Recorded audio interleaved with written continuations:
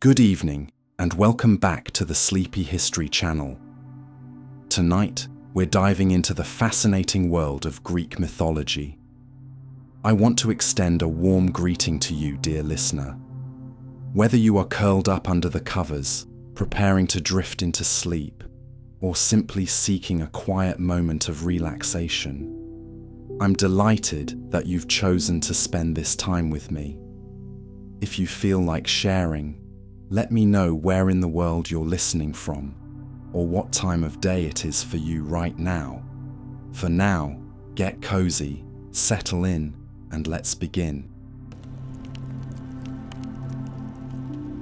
In the beginning, there was no Olympus, no earth, no sea, no sky. There was only chaos.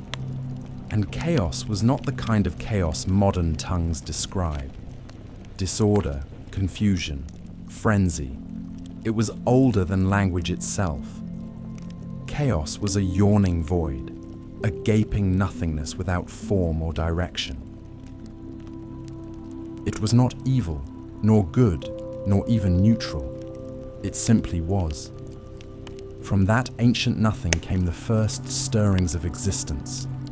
Gaia, the earth, vast and unshaking.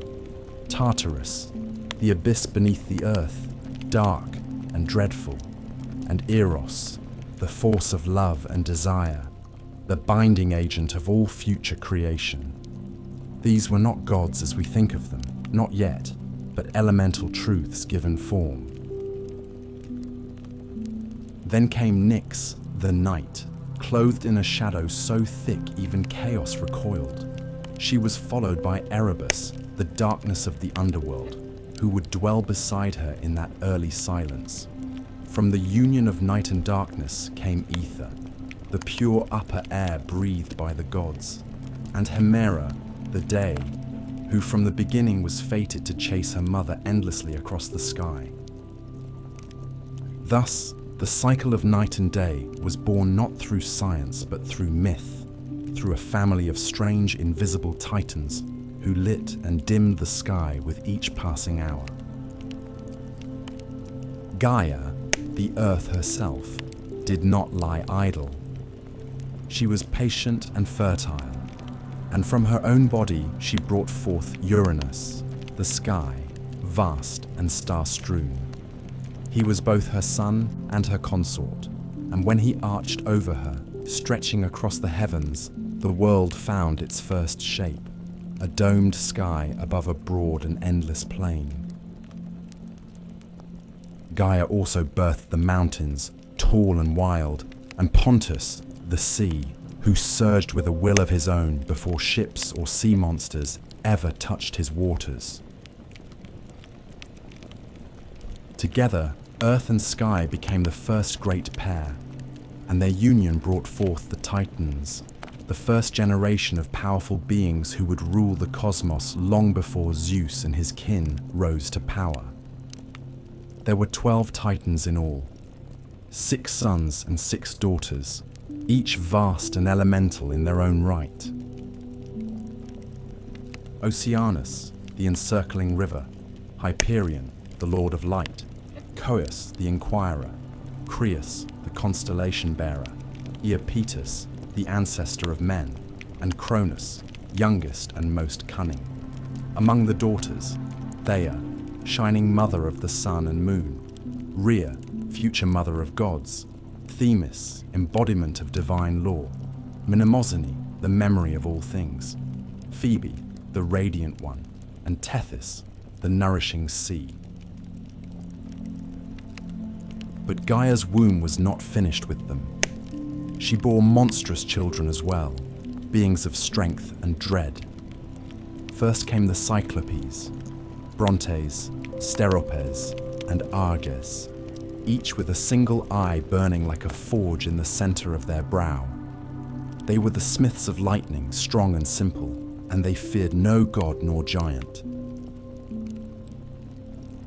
Then came the Hekatoncheires, the 100-handed ones, each of them enormous and terrible to behold, with 50 heads and 100 arms each, capable of stirring the very foundations of the world when enraged. Uranus, though lord of the sky, trembled at the sight of these monstrous offspring. Ashamed and frightened by their grotesque strength, he forced them back into Gaia's womb, the depths of Earth itself, and sealed them there, hidden away beneath layers of rock and grief. Gaia groaned beneath their weight. The Earth, once proud and nurturing, now suffered with every breath. It was in this pain that she began to scheme. But that is a story for another day. For now, remember this. In the oldest age, before law or justice, before sword or plough, the world was made not with hands, but with force and union and grief. Chaos birthed the first forms, but it was Gaia, the Great Mother, who gave them ground to stand upon. The union of Gaia and Uranus, Earth and sky, was the first great marriage of the cosmos. It was not a marriage of altars or witnesses, but of necessity and nature. The sky stretched over the earth, holding her tightly, pressing her beneath his star-strewn body night after night. From their joining came the Titans and other mighty offspring, but also a deep and growing sorrow. For Uranus, though proud and vast, was a jealous and fearful father. He saw in the monstrous children Gaia bore not strength, but a threat to his dominion. He looked upon the Cyclopes and the 100-handed giants with revulsion, not wonder, and with swift, cruel judgment, he thrust them back into Gaia's womb, deep into the belly of the earth, where no light reached and no voice could echo. Gaia groaned beneath their weight. It was not only the agony of bearing them within her again, but the betrayal of her consort, of Sky, who should have cherished their children as she did. Night after night, Uranus descended upon her, pressing down the heavens to meet the earth, blind to her pain and deaf to her grief. She could endure no longer. And so, from her own flesh, she fashioned a weapon, not of bronze or iron, for such things had not yet been dreamed, but a great sickle of unyielding flint, jagged as truth and sharp as vengeance.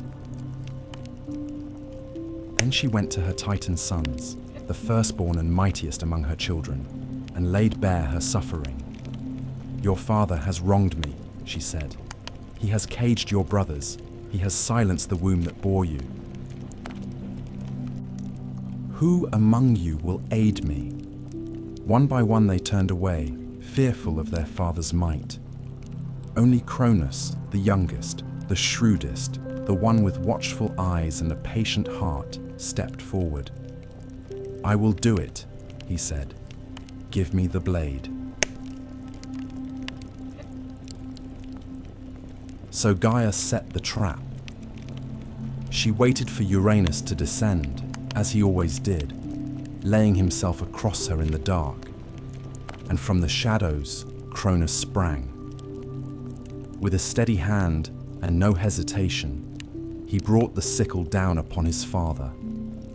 The sky shook with Uranus's cry as the blade bit deep, severing the source of his power. Cronus cast the bloodied flesh into the sea, and from the crimson foam that rose upon the waves, something new was born.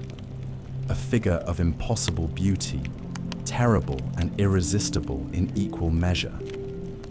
From that white froth came Aphrodite, goddess of love and desire, who would later cause kings to fall and empires to burn. She stepped ashore at Cyprus, radiant and serene, untouched by the violence of her origin. But Gaia's vengeance did not end with blood. From the droplets that fell upon the earth sprang other beings, the Furies, cloaked in shadow and vengeance, who would haunt oathbreakers and kinslayers until the end of days. The giants, who in time would rise up against the gods themselves. and the Meliae, nymphs of the ash trees, guardians of the wild and the old ways. Uranus, wounded and dethroned, vanished into the heavens, leaving the world to his children. Before he fled, it is said he spoke a final curse, one that would ring through time like a bell. Just as I was overthrown by my son, so too shall he be overthrown by his own. It was not a prophecy he invented, but a truth Gaia had already whispered, and Cronus heard it well. He took the sky's throne and wrapped himself in power, but from the moment he grasped it, he began to fear what his father had warned. Thus ended the reign of Uranus, the first king of the cosmos, and began the age of the Titans. Yet already, in the womb of time, the next storm was stirring. With Uranus cast down and the sky no longer pressed so tightly upon the earth, the world breathed anew. The Titans, freed from their father's yoke, now stood tall beneath the heavens, and Cronus, the youngest and most cunning among them, claimed dominion over all. He was not a god of chaos or cruelty, as his father had been in the end, but he ruled with a cautious and suspicious heart. The sickle he had used to bring down Uranus remained hidden, buried in the earth or cast into the sea, its blade remembered but unseen, like a secret sin. Cronus had delivered his mother from torment and his siblings from imprisonment. Yet from the very moment he sat the throne of the cosmos, his mind was troubled by the prophecy that had driven him to rebellion. The words of his dying father echoed through him like a second heartbeat, that he, too, would be cast down by his own child. So Cronus took a wife, as kings must. He chose Rhea, his sister, a titaness of gentle strength and deep wisdom, though her name would one day be spoken in the same breath as pain. Together, they ruled through a time that later poets would remember as a golden age, a time when mortals, newly created, lived in peace, free from suffering, untouched by winter or war, and the fruits of the earth ripened without need for toil. It was an age before kings had armies, before men built walls or worshipped temples, when justice moved unseen among humankind and no one locked their doors. But such peace, as the world has always known, does not last. In time, Rhea began to bear children, and as each was born, Cronus remembered his father's curse. He did not hesitate. The moment Rhea placed each newborn in his arms, first Hestia, then Demeter, then Hera, Hades and Poseidon, he opened wide his jaws and swallowed them whole. Not a trace was left, not a cry, not a cradle, only the knowledge that they were gone, hidden within their father's belly like seeds in winter soil. He told Rhea it was necessary, that he would not suffer the same fate as Uranus, that the throne must be protected. Rhea, though proud and strong, was powerless against him. She wept, but her tears changed nothing. 5 times she gave birth, and 5 times she lost her children to the hunger of her husband's fear. But the 6th time, she resolved to act. When she felt the child stir in her womb, she did not go to Cronus. She fled instead to the island of Crete, where the mountains met the sky and deep caves opened beneath the earth. There, hidden among shepherds and nymphs, she gave birth to her youngest son, Zeus. And from the moment of his birth, Rhea knew he was different. His cry shook the trees. His eyes opened before his first breath. And when he grasped her finger, he held it with the strength of fate itself. To deceive Cronus, Rhea wrapped a stone in swaddling cloth and presented it to him with trembling hands. He swallowed it greedily, thinking the danger had passed. But beneath Mount Ida, the infant Zeus was nursed in secret. He was guarded by the curettes, warriors who danced and clashed their shields to drown out the sound of his cries, and fed by the goat Amalthea, whose milk gave him strength beyond measure. And as Zeus grew, so did the storm that would one day break the world.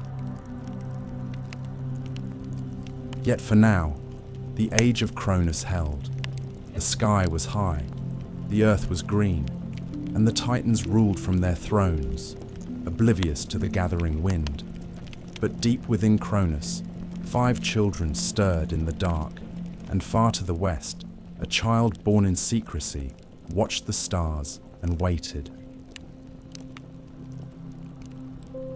In the hidden folds of Mount Ida, where the air was thin and the wind whispered ancient names through stone and pine, Zeus grew to manhood. Raised in secret, far from his father's gaze, he learned of the world not through books or scrolls, but from the silence of the high peaks, the rustling of leaves, and the cautious stories murmured by his guardians in firelight. He drank the milk of the divine goat Amalthea, who had nourished him from birth, and from her broken horn, torn by accident or omen, was born the cornucopia, symbol of endless bounty. When Amalthea died, Zeus hung her hide among the stars in her honor, and her memory became part of the sky he would one day command. But he was not born to stargazing or solitude. The blood in his veins was thick with prophecy, and his bones carried the weight of rebellion. As he came of age, Gaia herself began to stir. She remembered the betrayal of Cronus, the pain of her imprisoned sons, the 100-handed ones, and the Cyclopes buried deep in Tartarus. Her vengeance had not ended with Uranus. It had only been delayed. With words as old as stone, she whispered truth into Zeus's dreams, and in his waking hours, she guided his steps. First, she led him to Metis, the Titaness of wisdom, whose counsel was shrewd and whose loyalty leaned toward the future. With Metis's aid, Zeus fashioned a plan. To strike against Cronus, a king of Titans and time, would require more than strength. It would demand cunning. Zeus returned in disguise to the house of his father, and there, with Metis's craft, he offered Cronus a potion laced in wine, bittersweet and thick as honey. The drink stirred the old Titan's gut, and at last, with a shudder and a groan, Cronus vomited forth the children he had swallowed long ago. They came not as infants, but full-grown and gleaming, clad in the strength of gods, reborn into a world already poised for war. First Hestia, hearth and flame, then Demeter, goddess of the grain, then regal Hera, proud and sharp-eyed, then Hades, lord of the dead, and at last Poseidon, master of the deep. The 6 siblings stood together, for the first time as one, and looked to the throne that had cast them into darkness. They would not forget. But Cronus was not without allies. The Titans rallied to him, his brothers and sisters gathering atop Mount Othrys, the old seat of power in the south. Oceanus remained apart, too old or too wise for blood feuds, but the others, Coeus, Crius, Hyperion, Iapetus, took up arms. So began the war the poets called Titanomachy, the clash of Titans and Olympians, a war that tore across the heavens and split the earth to its core. For 10 years the battle raged without end. The sky darkened with storm and smoke. Thunder and fire echoed across the mountains, and the world below, still young and silent, watched in dread as its masters fought for the right to rule. The Titans held Othrys, tall and time-worn, while Zeus and his kin made their stand upon Mount Olympus, a peak still unscarred by war. The battles were terrible and unrelenting. Lightning tore open the skies and tidal waves swallowed islands whole. Volcanoes bled fire and winds howled like wolves. At times the war seemed endless, neither side able to land the final blow. But Gaia, ever watchful, knew that the balance could not tip without what had been long buried. She counseled Zeus once more. If he were to win, he must descend into Tartarus and free his monstrous uncles, the Cyclopes and the 𝐒𝐴𝐭𝐴𝑡𝑗, whom Cronus had kept locked in chains out of fear.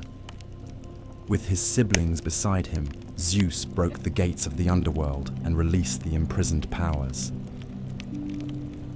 The Cyclopes, grateful and eager, gifted Zeus his greatest weapons, the thunderbolt, the symbol of sky and storm. To Poseidon, they gave the trident, with which he would command the seas, and to Hades, a helm of darkness that would make him unseen. The 𝐒𝐴𝐭𝐴𝑡𝑗, giants with 100 hands, joined the fight at last, hurling mountains like stones and battering the Titans with the fury of ancient things unbound. With these allies, the tide turned. The Olympians pressed forward with a fury no Titan could match. Cronus, proud and unyielding, fought to the last. But the prophecy, as always, unfolded without mercy. The Titans fell. One by one they were driven down, cast from the high places of the earth. Zeus did not slay them. He imprisoned them as his father had done before. Deep into Tartarus, they were hurled, bound in chains forged by the 100-handed ones, behind bronze gates that would never rust or break. Only a few escaped that fate: Prometheus and Epimetheus, who had sided with the gods, and Themis, who foresaw the justice of their rule. So ended the reign of the Titans. The sky cleared, and the world, scarred by fire and war, began to heal. The throne passed to Zeus, not by birthright, but by might and wisdom and fate fulfilled. Yet even as he claimed the heavens, the shadow of Cronus's curse lingered behind him, like the echo of an old song. For power, once seized, must always be watched, and no ruler, god or mortal, sits secure forever. When the war was over and the world lay quiet beneath the sky once more, the victors stood amidst the rubble of creation. The Titans were chained in the depths of Tartarus, their groans swallowed by that black abyss from which no echo returned. The old order had been broken, but with the storm of war ended, the gods faced a new challenge, perhaps greater than any battle, to rule. For conquest may be won with fire and fury, but rule demands judgment, patience, and division. The world was wide and wild, and filled with powers both known and yet unnamed. It could not be held by one alone. Zeus, eldest among the gods now born again, stood at the center of this new age. Though not the firstborn, he was first in might, first in cunning, and first to move when action was demanded. But the old laws, carved not on stone, but into the bones of the cosmos itself, did not grant him sole dominion. He had two brothers, both tempered by war and made strong in their own right: Poseidon, who had driven the sea to foam in his wrath, and Hades, who had worn the helm of darkness and moved unseen through battlefield and cavern alike. They too had shed blood, taken risks, and suffered loss. The throne of the cosmos could not belong to Zeus alone, lest the seeds of war be sown anew, this time among brothers. And so the three gathered, Zeus, Poseidon, Hades, and cast lots to divide the realms of the world, not through bickering or force, but by fate itself did the dice fall. This was no child's game. The casting of lots was sacred, guided by the same power that had spoken through Gaia's whispers and shaped the course of the 𝐓𝐡𝐚𝐧𝐤. They threw the bones and waited. When they landed, the world was drawn into three great dominions. To Zeus fell the sky, the broad heavens, the air between stars and peaks. He became Lord of thunder and rain, master of storm and cloud, and the undisputed king of Olympus. His voice would echo in thunderclaps, his fury would blaze in lightning, and the eagle became his herald, soaring high above all. To Poseidon fell the sea, deep and restless, full of mystery and monsters. He took the oceans, the rivers, and every spring that bubbled from the earth. With his trident, he could shatter cliffs and stir the tides to rage or calm. Beneath the waves he built a palace of coral and gold, and there he ruled not only over fish and current, but over creatures older than time, sea serpents, leviathans, and things whose names had never been spoken aloud. To Hades fell the underworld, the land of the dead. It was not a prize most would have chosen, but Hades took it with quiet resolve. He ruled the shadowed realm with stern dignity, his kingdom hidden beneath the earth where the sun did not shine. There he became master of the shades, the judge of mortal souls, and guardian of wealth hidden in the deeps, gems, metals, and secrets lost to time. Though men feared his name and whispered it only when necessary, Hades kept the balance between life and death, and it was said he never once broke the laws he was sworn to uphold. The earth itself, Gaia's own flesh, was left as a common realm, shared by all. The mountains belonged to no one, the fields were roamed by mortals and spirits alike, and the forests grew wild under no single banner. It was a realm in between, where gods might walk and mortals might see them. But it was also where ambition brewed, and where fate would continue to work its quiet will. Thus, the world was ordered, sky, sea, and underworld. The three brothers, now kings in their own realms, swore not to war among themselves, lest the world break anew. They built their thrones and gathered their followers. On Mount Olympus, high above the clouds, Zeus called the gods to council. There beside him stood his sisters, Hera, proud and sharp as winter ice, Demeter, whose steps awakened spring, and Hestia, ever burning at the hearth of every home. And others came, new and old, Athena, born from wisdom and war, Apollo, golden and far-seeing, Artemis, silent and swift, Ares, bloody-handed, Hermes, fleet of foot and mind, Hephaestus, limping but brilliant, and Aphrodite, whose smile could unravel kings. It was the beginning of a new age, the age of Olympus. But though the thrones had been set and the realms divided, the world would not stay still for long. The gods, for all their power, were not immune to pride, nor love, nor rage, and the mortals who now began to rise across the lands would bring their own stories, their own wars, and their own share of sorrow. The heavens had been won, but peace is never simple when gods sit the throne. When the smoke of war faded and the world was cast once more in sunlight, Mount Olympus became the seat of a new and glittering court. The Titans had ruled from Mount Othrys in the south, harsh, ancient, and wrapped in storm. But Olympus, in the north, stood higher still, its summit crowned in cloud and crowned in myth. The mountain was not merely a place but a threshold, a place where sky met stone, where the mortal world ended and the divine began.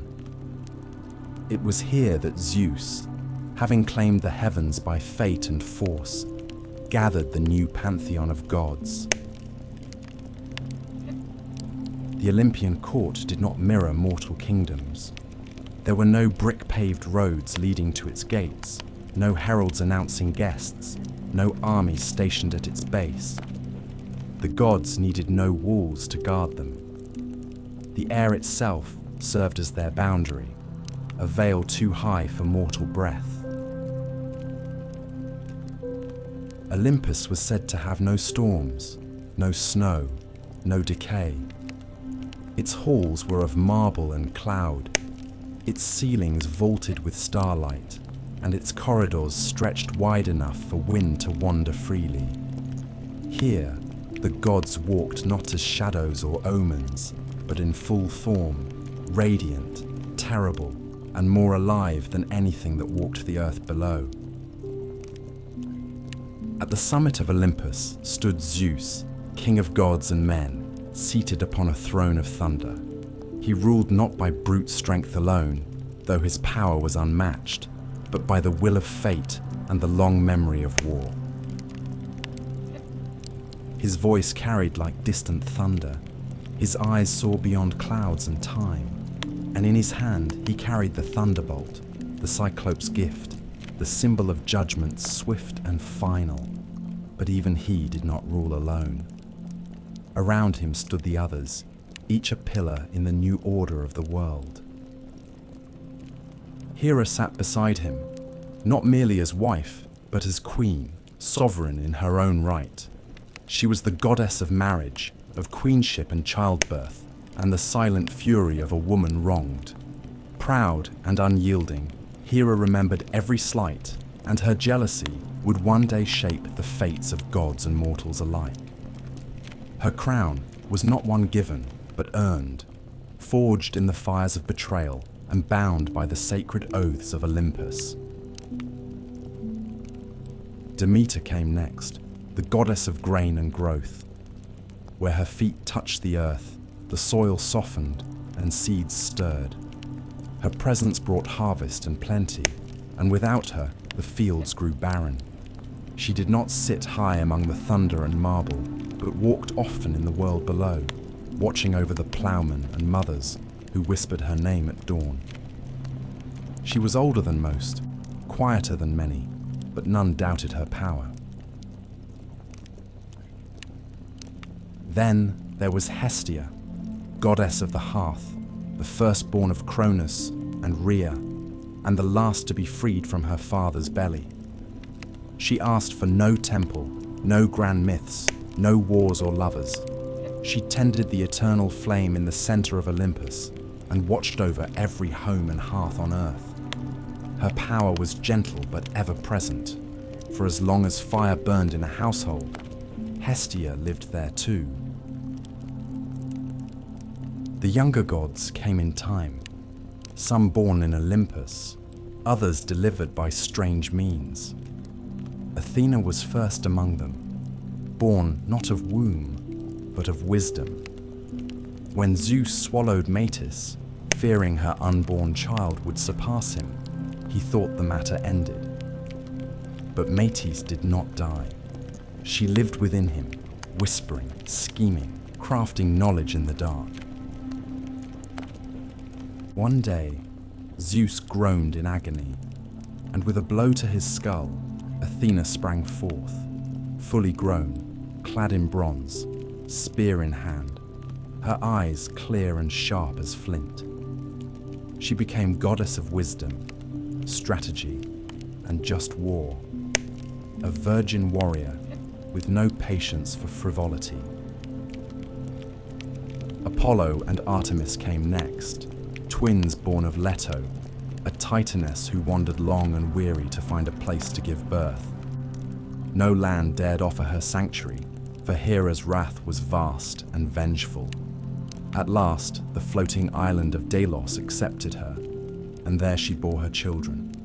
Apollo, golden-haired and bright, became the god of light, prophecy, music, and healing. His sister Artemis, swift and silver, was goddess of the hunt, of wild things and moonlight. Together, they marked a new generation of gods, restless, radiant, and intimately tied to the mortal world. Then came Ares, god of war and slaughter, son of Zeus and Hera, but beloved by neither. He was strength without discipline, rage without cause, and though his name was feared, he was not often honored. War followed him like a shadow, and he gloried in its chaos, but he was often bested by cunning and wisdom. His opposite was Hephaestus, the lame god of the forge, master of craft and flame. Born of Hera alone, or thrown from Olympus by Zeus, both tales are told, he found solace in metal, building wonders with hammer and fire. From his hands came armor, palaces, and automatons. Though limping and twisted, he was among the most indispensable of the gods. Aphrodite, goddess of beauty and desire, arrived not by birth but by foam, born of Uranus's severed flesh cast into the sea. She rose from the surf at Cyprus, as beautiful as she was dangerous. Love, lust, jealousy, and ruin followed her wherever she went. Even Zeus could not command her fully. She bound gods and mortals alike with a glance, and though she smiled often, it was never without consequence. Hermes, the trickster and herald, came last of this early court, son of Zeus and the nymph Maia. He moved swiftly between worlds, winged sandals at his feet, and a mischievous grin on his lips. He stole Apollo's cattle on the day of his birth, sang a song to cover the theft, and made himself indispensable before he could walk. He became the messenger of the gods, guide of souls, patron of thieves and travelers. Where Hermes went, borders dissolved.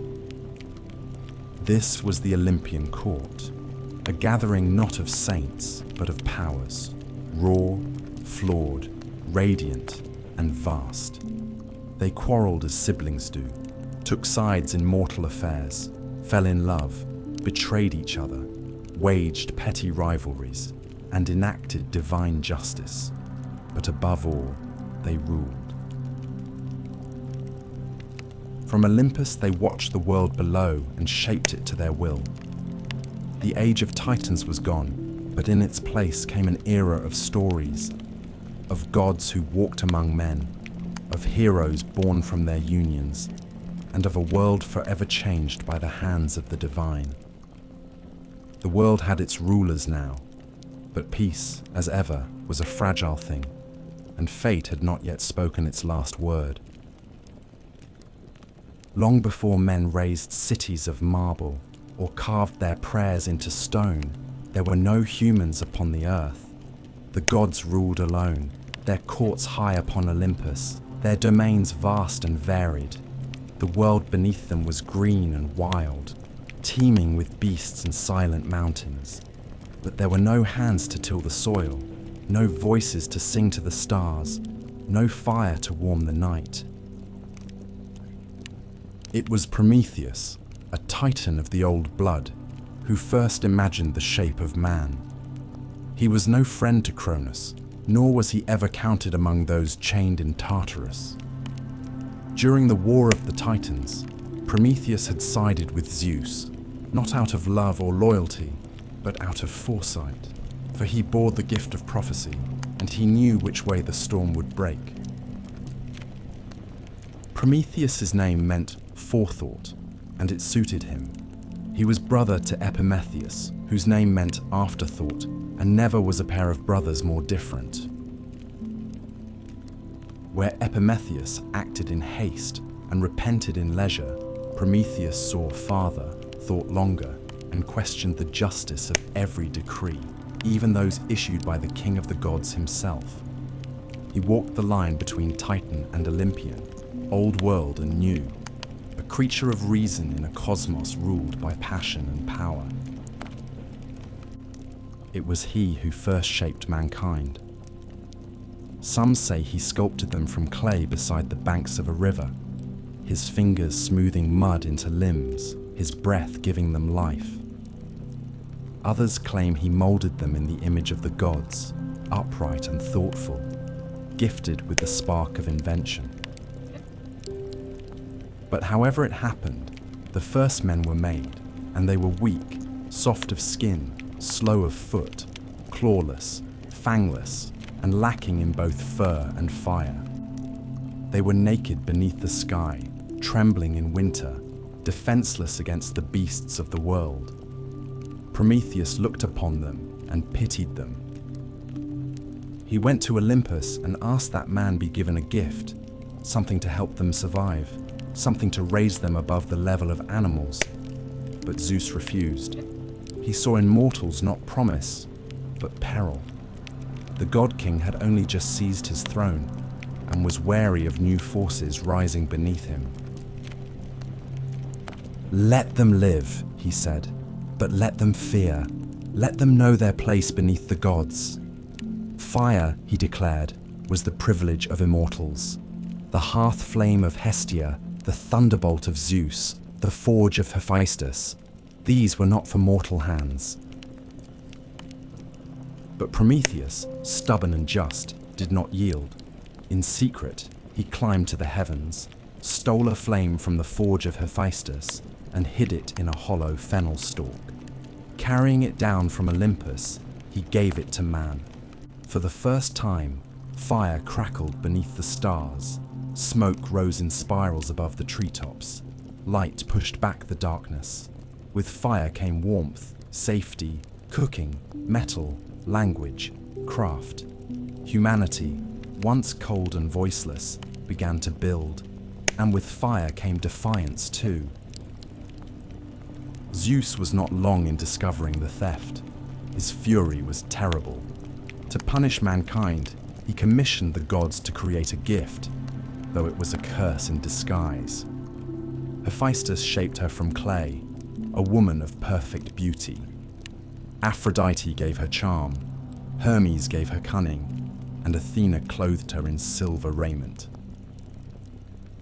Her name was Pandora, meaning all gifted, and she was given a sealed jar, mistranslated in later ages as a box, containing the sorrows of the world, disease, toil, grief, madness, envy, and death itself. Epimetheus, ever the fool, took her into his home despite Prometheus's warnings. And when Pandora, driven by curiosity, the final gift of the gods, opened the jar, the evil spilled out into the world, like smoke from a fire too long confined. Mankind, who had known peace in their brief golden youth, now found themselves hunted by fate. Hunger gnawed at their bellies. War bled them dry. Age stooped their backs. Only hope remained inside the jar, some say by accident, others say by design. A flickering light amid the gloom. But Prometheus's punishment had not yet come. For the crime of defying Olympus, Zeus ordered him chained to a mountain at the edge of the world. Some say the Caucasus, others say a place lost to myth. There he was bound in adamantine chains, unbreakable and eternal. Each day, an eagle born of Typhon or sent by Zeus would descend and feast upon his liver. Each night, it would grow back, and each morning the torment would begin again. He was immortal, and so the suffering could not kill him. He endured it for generations, long after kingdoms rose and fell, long after men forgot the gods who made them. And yet, even in chains, Prometheus did not repent. He knew a secret, a truth Zeus feared above all, that one day the king of the gods would fall, not by blade or rebellion, but by his own seed. It was this knowledge that protected Prometheus, for Zeus could not destroy him without first uncovering the name of the woman who would bear his doom. So the Titan waited, bound but unbowed, as men lit fires in the dark and told stories of the one who had dared to steal from the gods. The gods, for all their glory, were not alone in shaping the world. Beneath Olympus, on the soil that drank the rain and felt the sun's warmth, mankind struggled, rose, and fell, again and again. Their lives, short and flickering beside the long memories of the immortals, still left a mark. And though Zeus ruled the skies and Poseidon stirred the seas, it was the deeds of mortals that filled the earth with both beauty and sorrow. The poets who lived after would look back on this long, winding journey and see not one mankind, but many, each born into its own era, marked by the blessings and punishments of the gods. It was Hesiod, the Boeotian farmer and poet, who first set these ages into words, dividing the long march of human existence into 5 distinct epochs: gold, silver, bronze, heroic, and iron. Each was less than the one before, save one. In the beginning, there was the Golden Age, and it was unlike any time that followed. It came during the reign of Cronus, before the gods had learned to fear rebellion, and before the earth bore the weight of iron or war. In those days, men lived like gods themselves, free from pain, untouched by age, and unburdened by toil. The earth gave forth her bounty without coaxing, offering harvests in every season. There was no need for laws or swords, no need for kings or coins. These early mortals knew no hunger, no sickness, no grief. When their time came, they did not wither or suffer, but died as if falling into sleep, their spirits becoming guardians, pure and watchful, wandering the world as kindly daimones, protectors of justice and peace. Theirs was a life of harmony, and theirs was the closest any mortal would ever come to Eden. But the Golden Age passed, as all golden things do. With the fall of Cronus and the rise of Zeus, the Silver Age dawned, a time of beauty dimmer and souls less noble. These mortals grew tall and strong, living long lives, but they lacked the wisdom and restraint of the golden race. They lingered in childhood for 100 years, ignorant and pampered, only to grow into violent, arrogant men who refused to honor the gods or heed their decrees. They built no temples, gave no offerings, and mocked the laws of Olympus. For this, Zeus struck them down. Their spirits did not become guardians or watchful daimons, but faded into the underworld, pale and forgotten. Theirs was a race lost to pride and disobedience, a mirror of divine fear come true. Then came the Bronze Age, born of ash trees, the same trees used for spears and shields. These were not gentle men. They were creatures of war, mighty and hard, their very flesh said to be forged from bronze. Their homes were bronze, their tools were bronze, their hearts seemed cast from the same metal. They lived for battle and died by it, sowing the world with blood and ash. They were terrible to behold, but not evil, only driven by the rhythm of war drums and the clash of arms. They built no cities, wrote no poems, carved no statues. When they died, they left little behind but shattered swords and empty fields. Even the gods did not mourn their passing. they sank into Hades without echo or prayer. Yet not all decline is steady. From the blood and smoke of the Bronze Age rose a brief and brilliant light, the heroic age, a time unlike any other. It was not part of the descent, but an interlude of glory before the fall. These mortals were greater than those who came before or after. They were the demigods, the sons and daughters of gods and men. They built cities, sailed seas, and carved their names into the memory of the world. This was the age of Perseus and Heracles, of Theseus and Atalanta, of Jason and the Argonauts, of Hector and Achilles and Odysseus. They fought great wars against monsters, against foreign kings, and finally against each other at Troy. Many died young, and many more died forgotten, but their stories lingered, carried in song and stone, in epics and prayers.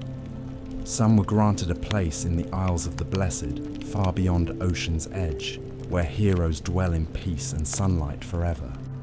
The heroic age did not last, but while it burned, it lit the world.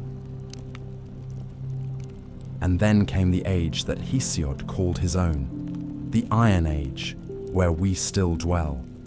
This is a time of sorrow and toil, a world grown old and heavy.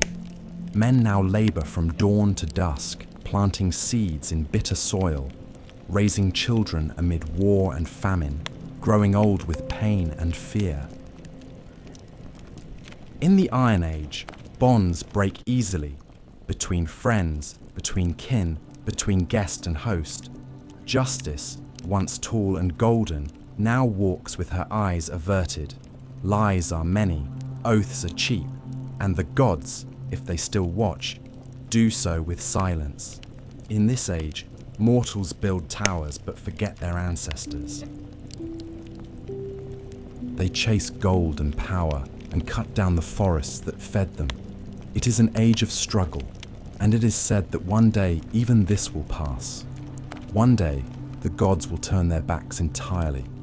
One day, Zeus will cast down his thunderbolt, and humankind will vanish like smoke on the wind. Yet for all that, the Iron Age endures. Men still build, still hope, still tell stories of a time when mortals were golden and gods walked among them. And perhaps that hope, fragile though it is the one gift Zeus did not take back when Pandora opened the jar. In the waning light between the age of gods and the age of men, there came a generation of mortals unlike those before or after. Men born not from clay alone, but from divine blood and mortal wombs, shaped by both Olympus and earth. These were the heroes. Their lives were brief, their fates often cruel, but their names would echo through time like the rumble of a distant storm. Among the first and greatest of them was Perseus, slayer of monsters, founder of dynasties, and by blood and deed, the forerunner of all who would wear a hero's crown. Perseus's tale begins not in battle, but in prophecy and fear. His mother, Danae, was a princess of Argos, daughter to King Acrisius. The king, like all kings of that age, feared what he could not control. An oracle warned him that his daughter would bear a son destined to kill him. Such prophecies, in myth as in life, cannot be bribed or reasoned with. So Acrisius did what kings so often do when faced with a truth they fear. He sought to destroy the cause. He locked Danae in a tower of bronze beneath the earth, a room sealed against time and men alike. But the gods, as they often did, laughed at mortal precautions. Zeus, in the form of golden rain, slipped through cracks no wall could keep and fell upon Danae in her solitude. From that union, Perseus was conceived. When Acrisius discovered the child, he dared not spill royal blood directly, for even tyrants fear the wrath of the gods. Instead, He placed Danae and her infant son into a wooden chest and cast them into the sea, trusting Poseidon or chance to drown them. But the sea is as fickle as fate. The chest did not sink, but drifted across the wine-dark waves to the island of Seriphos, where a humble fisherman named Dictys drew it ashore. He took them in, raised Perseus as his own, and in time the boy grew tall and strong, with the bearing of kings and the eyes of storms. But peace is never a long companion to those who carry destiny. The ruler of Seriphos, King Polydectes, took notice of Danae's beauty and desired her. Perseus, grown into manhood, stood between his mother and the king, a wall of defiance. Polydectes, unable to strike the sun without dishonoring himself, chose cunning over strength. He announced a false marriage, some say to Hippodamia, and demanded that all men of the island offer him a gift. Perseus, without gold or horses, boasted that he would instead bring the king a greater prize, the head of Medusa, the mortal Gorgon whose gaze could turn flesh to stone. The task was cruel, and Polydectes knew it. No man who had sought Medusa had ever returned. She was one of 3 Gorgon sisters, born of ancient sea deities, hideous and winged, their heads wreathed in snakes, their eyes cursed. Only Medusa was mortal. Her sisters were immortal, and none could be approached without peril. But the gods, who watched the world with curious eyes, favored Perseus. Athena, born from her father's head, and never one to forget a slight. Medusa, after all, had once been a maiden in her temple, until Poseidon's violence and pride had defiled it, lent her shield to the young hero. It was polished like a mirror, and in its reflection, one could look upon a Gorgon without meeting her gaze. Hermes, swift and shrewd, gave him a curved sword and winged sandals to fly, and directed him to the Graeae, the Grey sisters who shared a single eye between them and knew the secret path to the Gorgon's lair. Perseus, through wit and will, stole their eye and bargained for the truth. They told him of the nymphs who kept the sacred items he would need, the helm of Hades, which made its wearer invisible, a kibisis, a magical sack to contain the Gorgon's head, and knowledge of the place beyond ocean's edge, where night never lifts and the Gorgons sleep among ancient stone.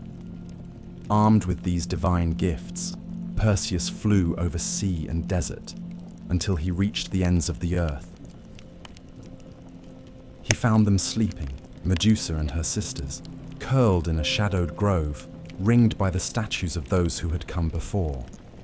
Perseus dared not look directly, and so with Athena's shield held before him, he walked backward, step by cautious step, until he stood over the sleeping Gorgon. With one swift stroke, he severed her head, and from her blood sprang Pegasus, the winged horse, and Chrysa, the warrior with a golden blade, children of Poseidon, born in death. As Medusa's sisters screamed and clawed the air, Perseus vanished into mist, hidden by the helm of darkness. The deed was done. He returned by the long road, his prize heavy in the sack, its power undiminished. On the way, he passed the shores of Ethiopia, where the sea god had sent a monster to punish King Cepheus and Queen Cassiopeia for their vanity. Their daughter, Andromeda, had been chained to a rock as sacrifice. Perseus, beholding her beauty and innocence, slew the beast, turned it to stone with the Gorgon's head, and claimed her as his bride. She would follow him westward, becoming the mother of his line. When at last he returned to Seriphos, Polydectes scoffed at his tale. So Perseus reached into the sack and withdrew the severed head. The king and his court were turned to stone where they stood. Dictys, the fisherman who had shown kindness to a mother and her child became king in his stead. The cycle of cruelty was broken, if only for a time. But prophecy, once spoken, is not so easily undone. Perseus journeyed to Argos, where King Acrisius, still haunted by the words of the oracle, fled rather than face the boy he had once condemned to death. Yet fate does not forget. At the funeral games of a neighboring king, Perseus, throwing a discus, struck an old man in the crowd, Acrisius, his grandfather, who died without ever knowing that his death was no murder, but an accident long foretold. So the circle closed, as they always do in myth. Perseus had fulfilled the prophecy, though not by malice. He had slain a monster, saved a maiden, founded a line of kings, and carried the weight of fate with dignity. He would not live forever, but his name would.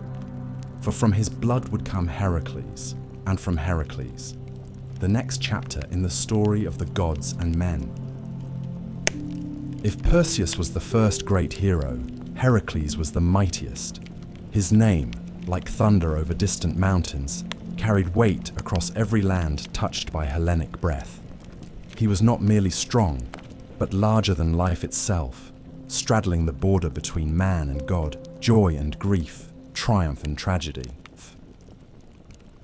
He was the great-grandson of Perseus, a scion of Argos, and a son of Zeus. And though the gods would bless him with strength, they would curse him with suffering. His birth was itself a trick of time.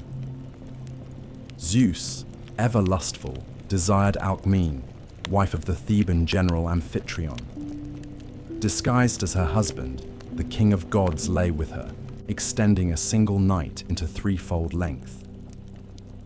From that union came Heracles, and from Amphitryon, a twin, Iphicles, mortal and unblessed. Hera, as always, watched from her throne with a cold and bitter eye.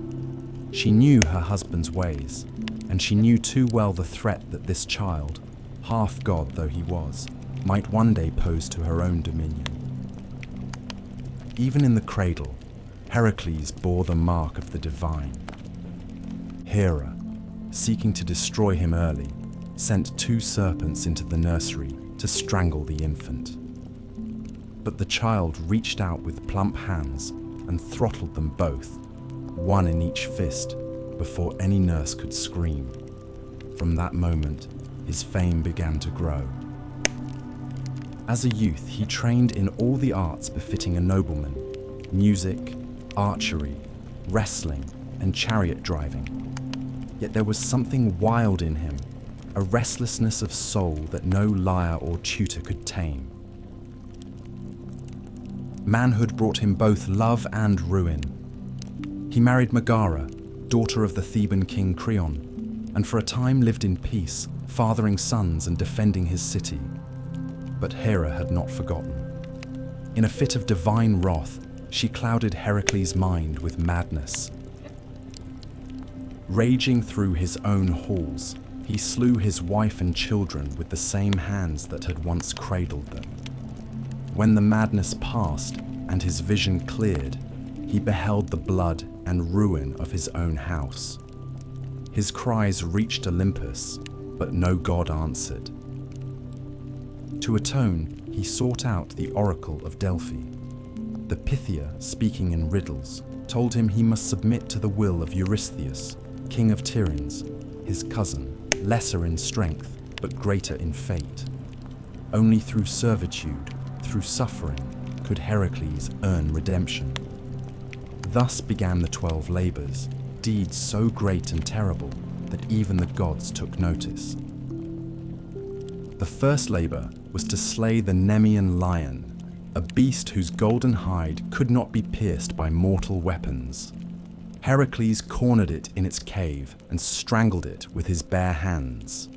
He flayed the beast using its own claw and wore the skin as armor thereafter, a second hide to shield him from the world. The second was the Lernaean Hydra, a serpent with 9 heads, 2 of which would grow back for everyone severed. Heracles battled it in the swamps, aided by his nephew Iolaus, who cauterized the stumps as they were cut. From the last head, immortal and venomous, Heracles harvested its ichor and dipped his arrows in it, making them deadly even to gods. The third labor was the capture of the Ceryneian hind, a golden-horned deer sacred to Artemis. Heracles chased it for a year across hills and rivers before gently capturing it alive, earning the goddess's reluctant approval. The fourth labor led him to the Erymanthian boar, a monstrous beast of the wild. He wrestled it in the snow-covered heights of Arcadia and dragged it back to Tiryns bound in chains, laughing as Eurystheus hid in terror inside a bronze jar. The fifth task was less glorious: to clean the Augean stables, home to thousands of cattle, untouched by broom or shovel for decades. Heracles, ever the problem solver, rerouted rivers to wash away the filth in a single day. The sixth was to drive away the Stymphalian birds, man-eating creatures with bronze beaks and razor-feathered wings. With the aid of Athena's rattle, he startled them into flight and shot them down from the sky. The seventh labor took him far west to capture the Cretan bull, a beast of divine origin that had fathered the Minotaur. Heracles wrestled it and brought it back alive, while the bull's gaze burned with madness and sea salt fury. The eighth labor sent him north to Thrace, where he tamed the mares of Diomedes, flesh-eating horses that gnashed their teeth for human meat. He fed Diomedes, their master, to them, and the beasts grew docile. The ninth labor required diplomacy and blood. Heracles was sent to retrieve the girdle of Hippolyta, queen of the Amazons. Though the queen agreed to gift it peacefully, Hera spread rumors among the warrior women, and battle broke out. Heracles slew Hippolyta and escaped with the belt. The 10th led him to the edge of the known world, to Erythea, where he stole the cattle of Geryon, a triple-bodied giant. He built the pillars of Heracles at the Strait of Gibraltar and fought the giant, his herdsman, and his hound all at once before driving the red cattle back across continents. But Eurystheus, seeking to discredit him, declared 2 labors invalid, claiming Iolaus had helped with the Hydra and the rivers with the stables. 2 more were required. The 11th was to steal the golden apples of the Hesperides, guarded by nymphs and a dragon coiled around the tree's base. Heracles tricked Atlas, the sky-bearer, into retrieving the apples while he held the heavens. When Atlas tried to leave him the burden, Heracles asked for a moment to adjust his cloak and took back the sky while fleeing with the fruit.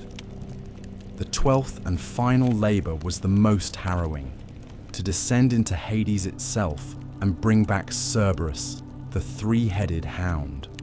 Armed with nothing but his strength, Heracles journeyed to the underworld, presented himself before Hades, and with the god's grim permission, wrestled Cerberus into submission and led the beast, snarling and frothing, into the land of the living. With that final labor, his redemption was won. Yet Heracles' life was not yet at peace.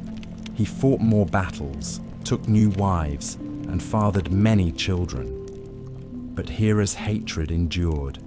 In the end, it was not blade or monster that killed him, but the poisoned blood of the centaur Nessus, smeared upon a tunic gifted by his wife Deianira, who believed it a love charm. As the poison burned through his flesh, Heracles built his own pyre upon Mount Oeta. No mortal dared light it, until Philoctetes, a simple shepherd, stepped forward.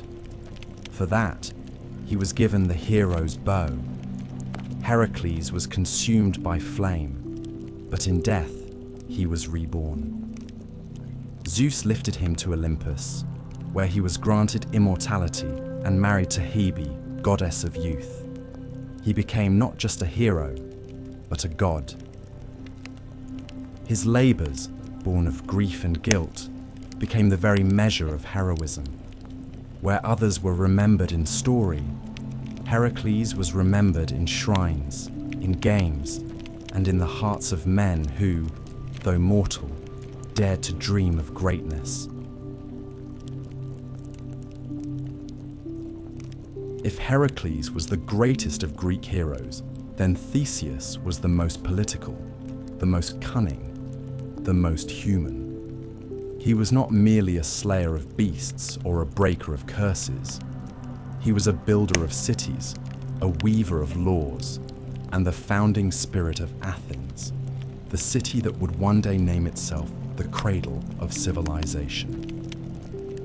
His story is tangled with myth and memory, with the thunder of heroes and the whisper of politics. In him lived both brute strength and bright reason, the dual spirit of a nation that worshipped Athena with spear in hand and olive branch on the brow. Theseus was born of two fathers, King 𝐒𝐥𝐿 of Athens and Poseidon, god of the sea. His mother Aethra lay with both on the same night, one mortal, one divine. From this double union came a boy of destiny, raised far from Athens in the city of Troezen, unaware of the great blood in his veins. Before leaving, 𝐒𝐥𝐿 had hidden a sword and sandals beneath a heavy stone, telling Aethra that when the boy was strong enough to lift the stone, he would be ready to claim his birthright. In time, Theseus grew tall and sharp-eyed, restless in his limbs and mind. At 16, he moved the stone with a grunt and a grin, and took up his father's tokens. Many would have traveled the easy road to Athens by sea, but Theseus chose the land route, the longer, more perilous way, for he believed that true kingship must be earned, not inherited. And so began the 6 labors of Theseus, not vast or godlike like Heracles' trials, but earthy and intimate, each a monster of the road, a terror to the common man. He defeated Periphetes, the club-bearer, taking his weapon as a symbol. He slew Sinis, who tied travelers to bent pine trees and tore them in two. He pushed Siren from the cliffs into the sea, ending the reign of a man who forced passers-by to wash his feet, only to kick them to their deaths. He overcame Tersion, the wrestler, by outmatching brute force with technique, and Procrustes, who made beds fit travelers by stretching or cutting them, found his own death in the same iron frame. Theseus did not just survive, he cleaned the land as he passed through it, paving the way for Athens itself to rise. When he arrived in Athens, King 𝐒𝐥𝐿 did not recognize him. The queen, Medea, now wife to 𝐒𝐥𝐿 and still seething with old sorceries, saw the threat in the boy and urged the king to poison him. But Theseus presented the sword and sandals, and at the last moment 𝐒𝐥𝐿 cast the cup aside, embracing his son before all the court. Joy, of course, never lingered long in myths. Trouble was already stirring in the east. For years, Athens had suffered under a bitter tribute. In a war with the island of Crete, Athens had been defeated, and as punishment, King Minos demanded 7 young men and 7 maidens be sent every 9 years to feed the Minotaur, a monstrous half-man born of lust and vengeance, kept in a twisting labyrinth beneath the palace at Knossos. This creature had been born from Minos's pride. When Poseidon sent a bull from the sea, Minos was meant to sacrifice it, but instead he kept it for himself. In punishment, the gods cursed his wife, Pasiphae, to fall in love with the beast. From their unnatural union came the Minotaur, Asterius, horned and violent, a living shame sealed away in the maze designed by Daedalus, the great inventor. Theseus, learning of the tribute, volunteered himself among the chosen. He would go not as a lamb to slaughter, but as a hunter into the lair. Before departure, he promised his father that if he succeeded, he would return with white sails upon his ship. If he failed, the sails would remain black. Upon arrival in Crete, fate turned again. Ariadne, daughter of Minos and half-sister to the Minotaur, saw Theseus and loved him. She gave him a gift, a ball of thread, a clue, and the secret to the labyrinth's winding paths. That night, Theseus entered the maze. In its dark coils, where stone turned endlessly into stone, he found the beast. They fought without words, one prince against one nightmare. Theseus, armed with skill and a sharpened blade, struck the creature down, then followed the thread back into the light. He fled with Ariadne and the freed Athenians, sailing into the Aegean. Yet love, in Greek stories, is never simple. On the island of Naxos, Theseus abandoned Ariadne. Some say Dionysus claimed her for his own. Others say Theseus feared what a Cretan bride might mean for an Athenian throne. She woke alone and wept beneath unfamiliar stars. Theseus continued home, but in his sorrow or forgetfulness, he failed to change the sails. From the cliffs of Athens, King Aegeus saw black on the horizon and believed his son dead. Grief-stricken, he leapt into the sea, which still bears his name, the Aegean. Now king, Theseus did not rest. He unified Attica, the region around Athens, binding its villages into one city-state. He established festivals and games, temples and laws. He was a hero of governance as much as of combat. He ventured again and again into myth, fighting alongside Heracles against the Amazons, journeying to the underworld with 𝐼𝐼𝐼, his reckless friend, to steal Persephone herself from Hades. That journey ended in failure. 𝐼𝐼𝐼 was swallowed by the earth, and Theseus was trapped upon the chair of forgetfulness, his memory eroded by the air of death. Only Heracles, on his own journey, tore him free. But time, as ever, turns. In the end, the Athenians, tired of kings and haunted by new heroes and new philosophies, drove Theseus into exile. He fled to the island of Skyros, where he was betrayed by a jealous king and cast from a cliff. His bones would later be retrieved by the Athenians and buried in honor, but at the time of his death, he was alone, no crowd, no crown, no chorus. And yet, his legacy endured. Where Heracles symbolized the strength of the body, Theseus embodied the strength of the polis, the city, the law, the people bound by more than blood. Athens would rise on his shoulders, and though it would worship Athena, it would remember the king who built its bones. Long before Troy burned and long after the Titans fell, there came a voyage unlike any other. A quest that crossed continents and gods, bound heroes into brotherhood, and ended in betrayal and exile. It was a tale of dragons and oaths, of kings usurped and thrones reclaimed.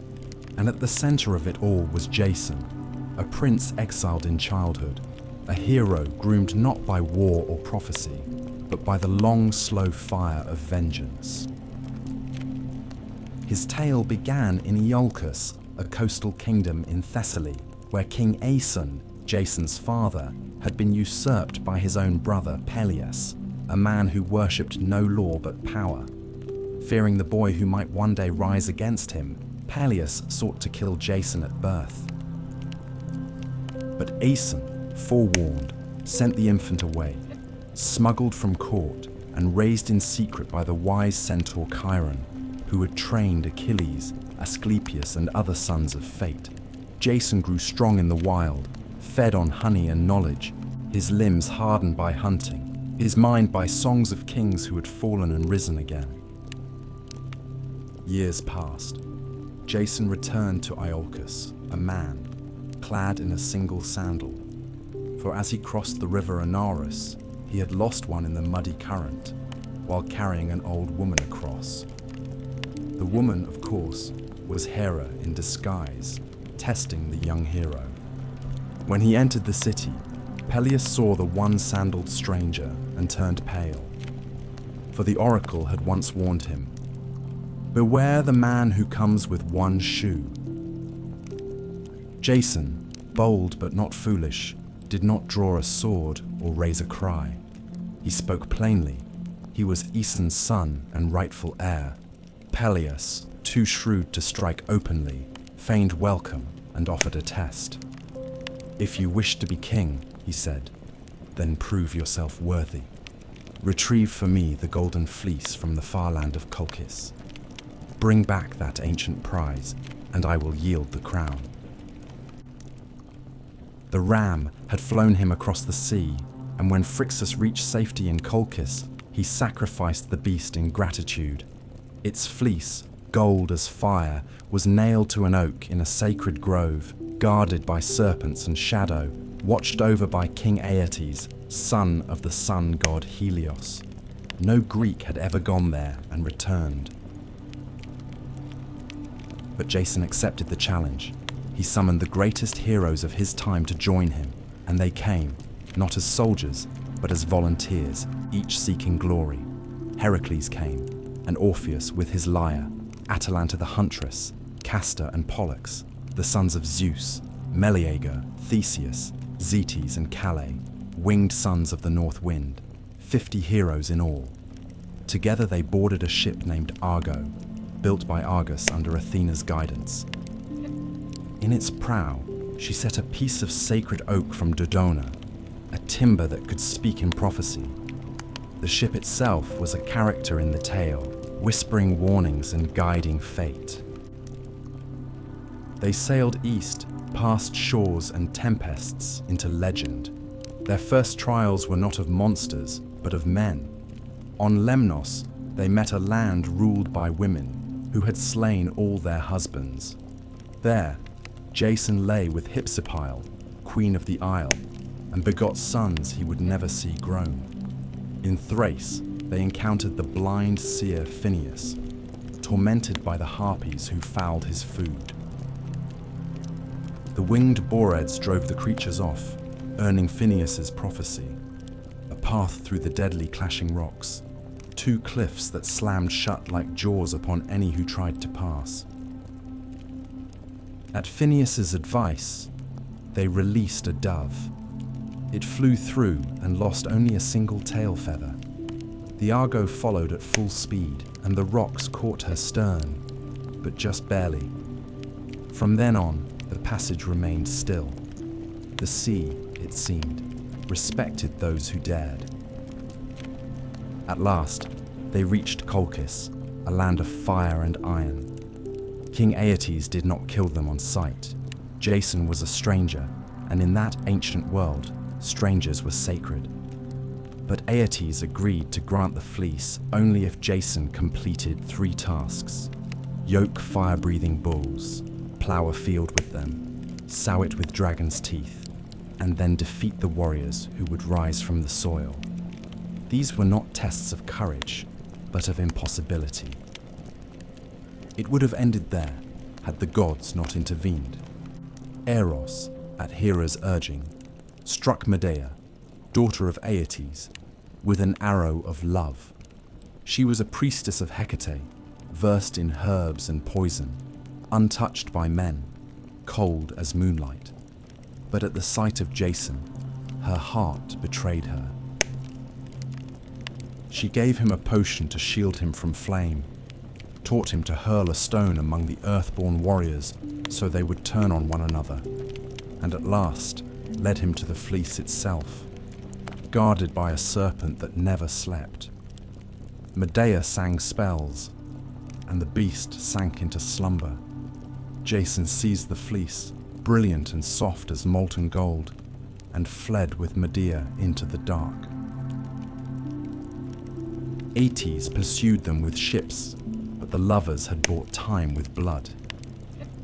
Medea had taken her young brother 𝐴𝐵𝑡𝑢s, cut him into pieces, and scattered them in the sea, forcing her father to stop and gather the limbs for burial. The 𝐼𝐺𝐲 slipped away, stained by crime and magic. Their return was a wandering, past Scylla and Charybdis, through lands of danger and delay. At length, they returned to Iolcus, but Peleus refused to yield the crown. Medea, in vengeance, tricked his daughters into cutting him to pieces and boiling him alive, claiming it was a spell of rejuvenation. Horrified, the people rose up.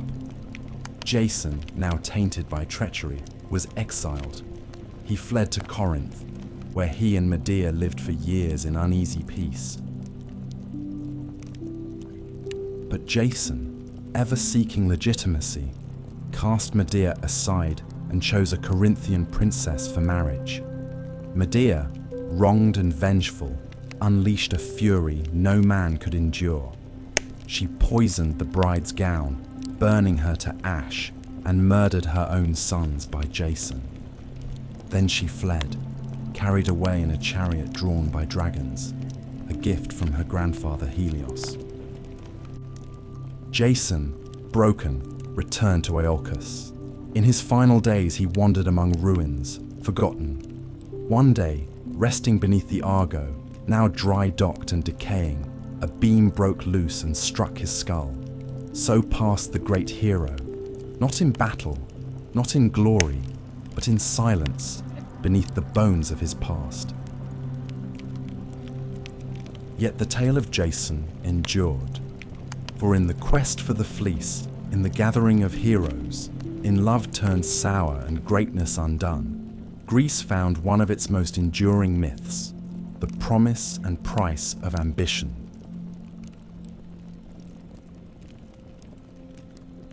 There are few bloodlines in Greek myth more accursed than the royal house of Thebes, where most heroes battled monsters or sailed for distant thrones. The Theban kings fought their own kin and warred against the past itself. Their legacy is not carved in bronze or sung in triumph, but written in riddles, madness, and murder. Even the city's foundation was steeped in omens and unrest. Thebes began with a quest. Cadmus, a Phoenician prince and brother to Europa, set out to find his sister after Zeus abducted her in the guise of a white bull.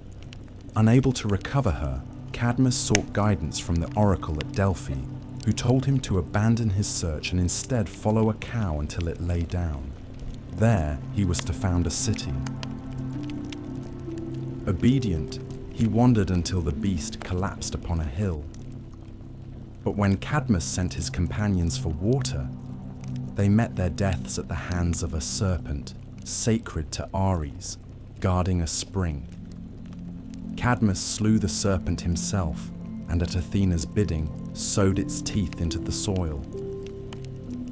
From the earth sprang armed warriors, the Spartoi, or sown men, who turned on one another until only 5 remained. These 5 became the noble families of Thebes, and Cadmus their king.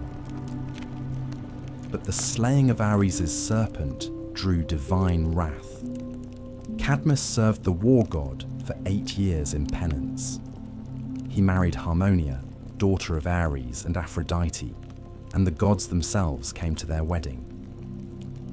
The couple received a cursed necklace forged by Hephaestus, a thing of beauty that would bring ruin to all who wore it. And so the doom of Thebes began not in hatred, but in celebration, cursed by beauty and blood. Generations passed. Cadmus's daughters would meet cruel fates. Ino went mad and threw her child into the sea. Autono's son Actaeon was torn apart by his own hounds after glimpsing Artemis bathing. Semele, beloved by Zeus, was tricked by Hera into demanding that he reveal his true form and died in flame. And Agave, in a frenzy of Dionysian madness, tore her own son Pentheus limb from limb, believing him to be a lion. But it was through Cadmus's great-great-grandson Laius that the true tragedy would unfold. Laius became king of Thebes and took Jocasta as his queen, yet the gods had not forgiven the line of Cadmus. An oracle came. If Laius ever had a son, that child would kill his father and marry his mother. As in all Greek stories, the warning was not enough to prevent the sin. Laius lay with Jocasta, and a son was born. Terrified, Laius ordered the infant's ankles pierced and bound, then gave him to a servant to be abandoned on Mount Cithaeron. But the servant, pitying the child, passed him to a shepherd, who in turn delivered him to the king and queen of Corinth, Polybus and Merope, who were childless, and welcomed the boy as their own. They named him Oedipus, meaning swollen foot, and never told him the truth of his blood. Oedipus grew into a clever and proud young man, but rumors of his birth reached him. Seeking truth, he journeyed to Delphi, where the oracle gave him the same prophecy once spoken to Laius, that he would kill his father and marry his mother. Horrified, believing Polybus and Merope to be his true parents, Oedipus fled Corinth, unwittingly running toward his fate. On the road, at a crossroads near Daulis, he encountered a stranger, old, proud, and imperious. A quarrel broke out over the rite of passage, and in the heat of rage, Oedipus slew the man and his attendants, never knowing that he had just killed his true father, Laius. He continued on to Thebes, which was under siege, not by an army, but by the Sphinx, a creature with the body of a lion, wings of an eagle, and the face of a woman. She devoured all who failed to answer her riddle. What walks on 4 legs in the morning, 2 at noon, and 3 in the evening? Oedipus answered without hesitation. Man. The Sphinx, defeated, threw herself from a cliff. Thebes rejoiced. The city's deliverer was made king, and in gratitude, he was given the widowed queen as his bride, Jocasta, his mother. Years passed. Oedipus ruled well and had 4 children, Eteocles, Polynices, Antigone, and Ismene. But plague fell upon Thebes, and the oracle proclaimed the land was cursed by unpunished blood. Slowly, terribly, the truth unraveled. The old man at the crossroads, the queen's grief, the scarred feet, the servant who survived, and the blind prophet Tiresias, who named the king as both father and brother, son and husband. Jocasta hanged herself. Oedipus took her brooches and blinded himself, piercing his own eyes. He begged to be exiled and wandered the land as a wretched figure, guided only by Antigone's hand. In the hills near Colonus, he found sanctuary and, at last, a quiet death, swallowed by the earth, his grave a secret kept by the gods. But his children did not escape the curse. Eteocles and Polynices fought for the throne. When Polynices was exiled, he raised an army from Argos and led the 7 against Thebes, a war that bathed the city in blood. The brothers slew each other in single combat at the gates. Thebes survived, but its soul was broken. Antigone, the last to carry the old honor, buried her brother despite royal decree. For this, she was condemned by her uncle, Creon, and buried alive. The gods sent madness and death to his house as punishment. Thebes endured, but its kingship became a revolving door of ruin. The tale of Oedipus is not one of monsters slain or cities built. It is a tale of fate, of how a man may do all he can to outrun a prophecy, and still run straight into its arms. It is a tragedy not born of evil, but of ignorance, of a man who sought the truth and was destroyed by it. The house of Thebes, for all its glory, was built upon the bones of serpents and riddles, and no riddle, no matter how cleverly answered, can change the will of the gods. Of all the wars that ever ravaged mortal soil, none would echo louder than the one fought for a woman's face, a war of oaths and pride, of beauty and betrayal, of gods and kings, and the fall of empires. It began not with spears or fire, but with a wedding, one that all the gods were invited to, save for one.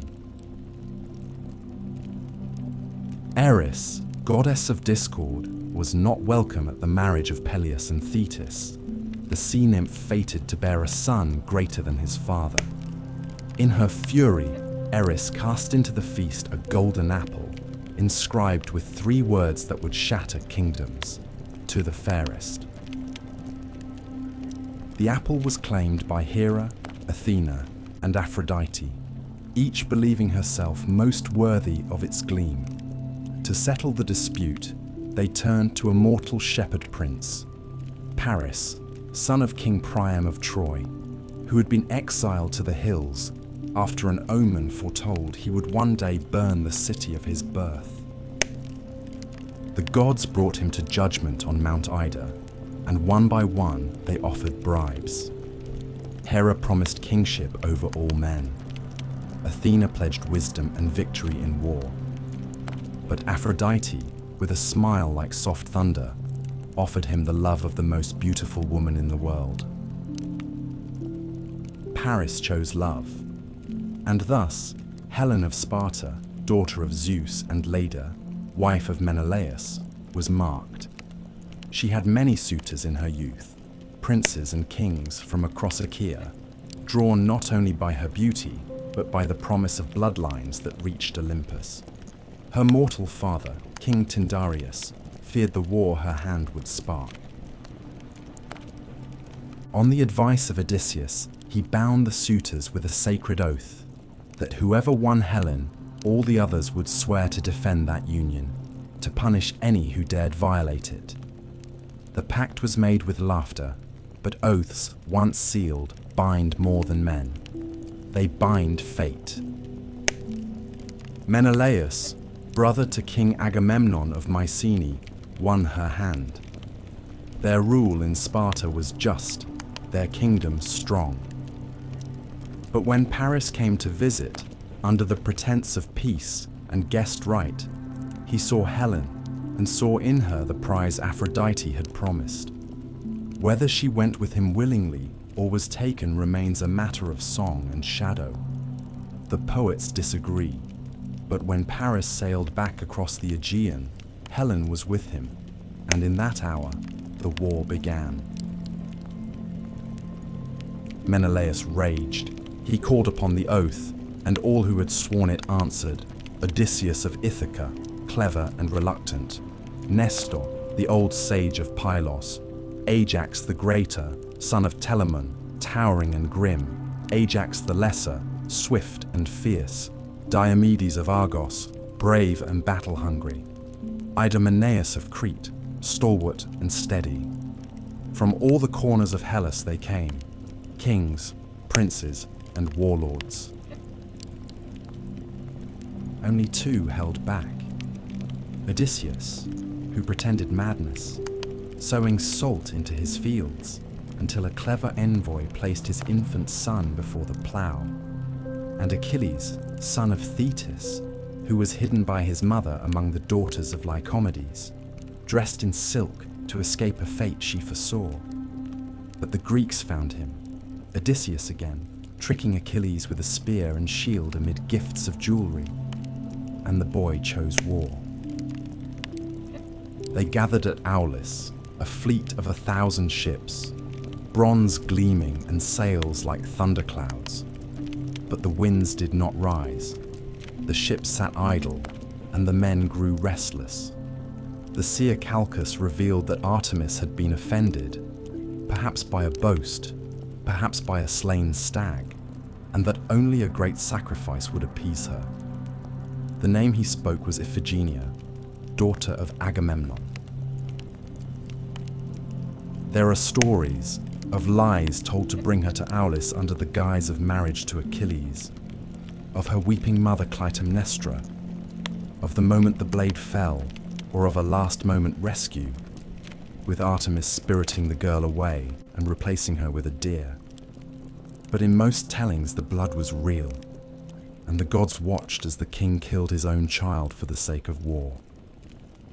The winds came. The fleet sailed east, and the world changed.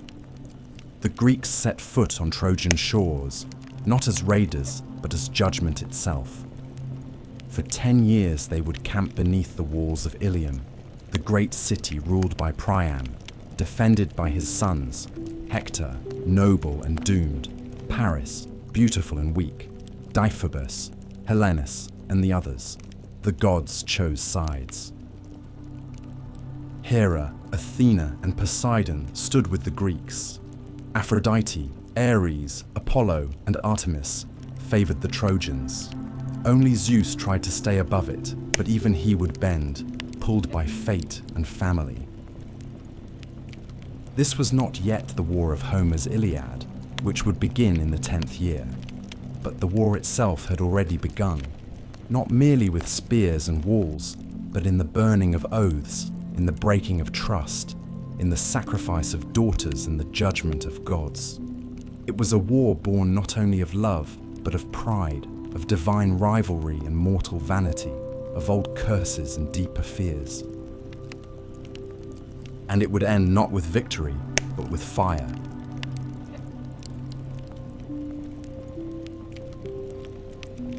By the time Homer's Iliad begins, the war at Troy has endured for 9 long years. The Greeks, those stern-faced kings who had once come roaring across the Aegean, had settled into a grim rhythm of siege and survival. What had begun in fury and fire became something colder, slower, more desperate. They built black-walled camps along the shore, hauled their ships high upon the sand, and sent out raiding parties day after day, not just to battle, but to feed their armies. The war dragged on like an old wound that would not heal, and both sides felt the infection deepening. The Trojans, safe behind their mighty walls, raised, it was said, by Poseidon himself and the mortal builder Apollo, had once served in penance, suffered but endured. The fields outside the city had long been razed. Their allies came from the east and north, Sarpedon of Lycia, Memnon of Ethiopia, and others, bringing new life to an old cause. And yet the Greeks would not leave, not without Helen. Pride held them there as much as oaths. The war had become a matter of legacy. But war does not live in walls and ships. It lives in the hearts of men. And in this war, 2 hearts burned hotter than the rest. Agamemnon, king of kings, stern and imperial, and Achilles, son of Thetis and Peleus, unmatched in battle, fated to die young, and determined to make that death matter. The quarrel between these two would shatter the fragile Greek alliance. It began, as so many quarrels do, over a woman. In one of many raids, the Greeks had taken captives. Among them were Chryseis, daughter of a priest of Apollo, and Briseis, a princess of Lyrnessus. Chryseis was awarded to Agamemnon, Briseis to Achilles. When Chryseis' father came to ransom her, bearing golden gifts and reverent words, Agamemnon scorned him. The old man prayed to Apollo, and the god answered not with fire from the sky, but with plague, a silent killer that passed from beast to man, filling the air with death. The prophet Calchas at last revealed the truth. Agamemnon, forced to surrender Chryseis to save his army, did so, but in turn demanded Briseis from Achilles as compensation. It was a slight Achilles could not endure. He rose from the council in fury, called Agamemnon a greedy coward, and swore an oath before the gods. He would no longer fight for the Greeks, let them bleed without him. And so he withdrew to his tent, and with him went the Myrmidons, his elite warriors, silent and dangerous, forged for war. From that moment, the tide turned. Without Achilles, the Greeks began to suffer. The Trojans pressed harder. Hector, son of Priam and champion of Troy, led the charge with a quiet, noble fury. He was not Paris, who had brought the war, nor Deiphobus, who sought glory. Hector was the heart of the city, a husband, a father, a prince who carried the burden of his people not in pride, but in duty. Day by day, the Trojans pushed the Greeks back to the sea. Ships were set ablaze. Heroes fell. Protesilaus, the first Greek to leap ashore, had died in the first skirmish. Now Patroclus, friend and companion of Achilles, watched the losses mount with growing despair. Some say Patroclus was a friend, others a lover, but all agree he was the only one who could reach Achilles in his grief and fury. When the Trojans breached the Greek defenses and threatened to burn the ships, Patroclus begged Achilles to let him fight in his stead. He wore the hero's armor, rode his chariot, led the Myrmidons into battle, and for a time, the Greeks rallied. But Patroclus, flushed with borrowed glory, went too far. He reached the gates of Troy, and there he met Hector. Their duel was brutal, and it ended with Patroclus falling beneath Hector's spear, and with him fell whatever peace remained in Achilles' heart. When Achilles learned of his death, his grief shook the camp. He did not weep like a man, he howled like a storm god, filled with rage and ruin. He returned to battle, not for glory, not for oaths, but for vengeance. His mother, Thetis, brought him new armor forged by Hephaestus himself, bronze that gleamed like the sun, a shield carved with the history of the world. Then Achilles went to war. No one could stand against him. He slaughtered men by the dozen, chariots overturned, blood staining the dust. He chased Hector around the walls of Troy 3 times before they met in single combat. Hector fought bravely, but Achilles was a fire no water could quench. He struck Hector down, pierced him through, and in rage, dragged his body behind his chariot, circling the city day after day, denying the dead prince the dignity of burial. It was Priam, the old king of Troy, who brought an end to that madness. At night, guided by Hermes, he crept into the Greek camp and knelt before Achilles. He kissed the hands that had killed his son. He spoke not as a king, but as a father, and Achilles finally wept. He returned Hector's body and gave Priam safe passage. For a moment, there was quiet in the war. But peace, as always, was fleeting. Achilles would not survive the war. A poisoned arrow, some say fired by Paris, others guided by Apollo, struck his heel, the only vulnerable part of him. He died in the dust, young and unmatched, and the war dragged on without him. The Iliad ends not with the fall of Troy, but with a funeral and a shared grief. Yet the war still loomed. The gods were not finished, nor were the Greeks. The wooden horse had not yet been carved. The gates had not yet opened, but the blood had been spilled, and the tide would soon turn.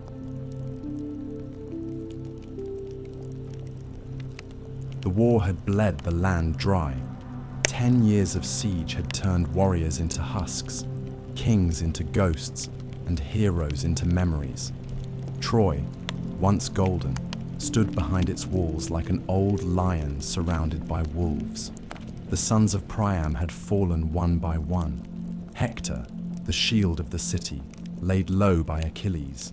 Troilus, struck down while still a boy. Polydorus, slaughtered in betrayal.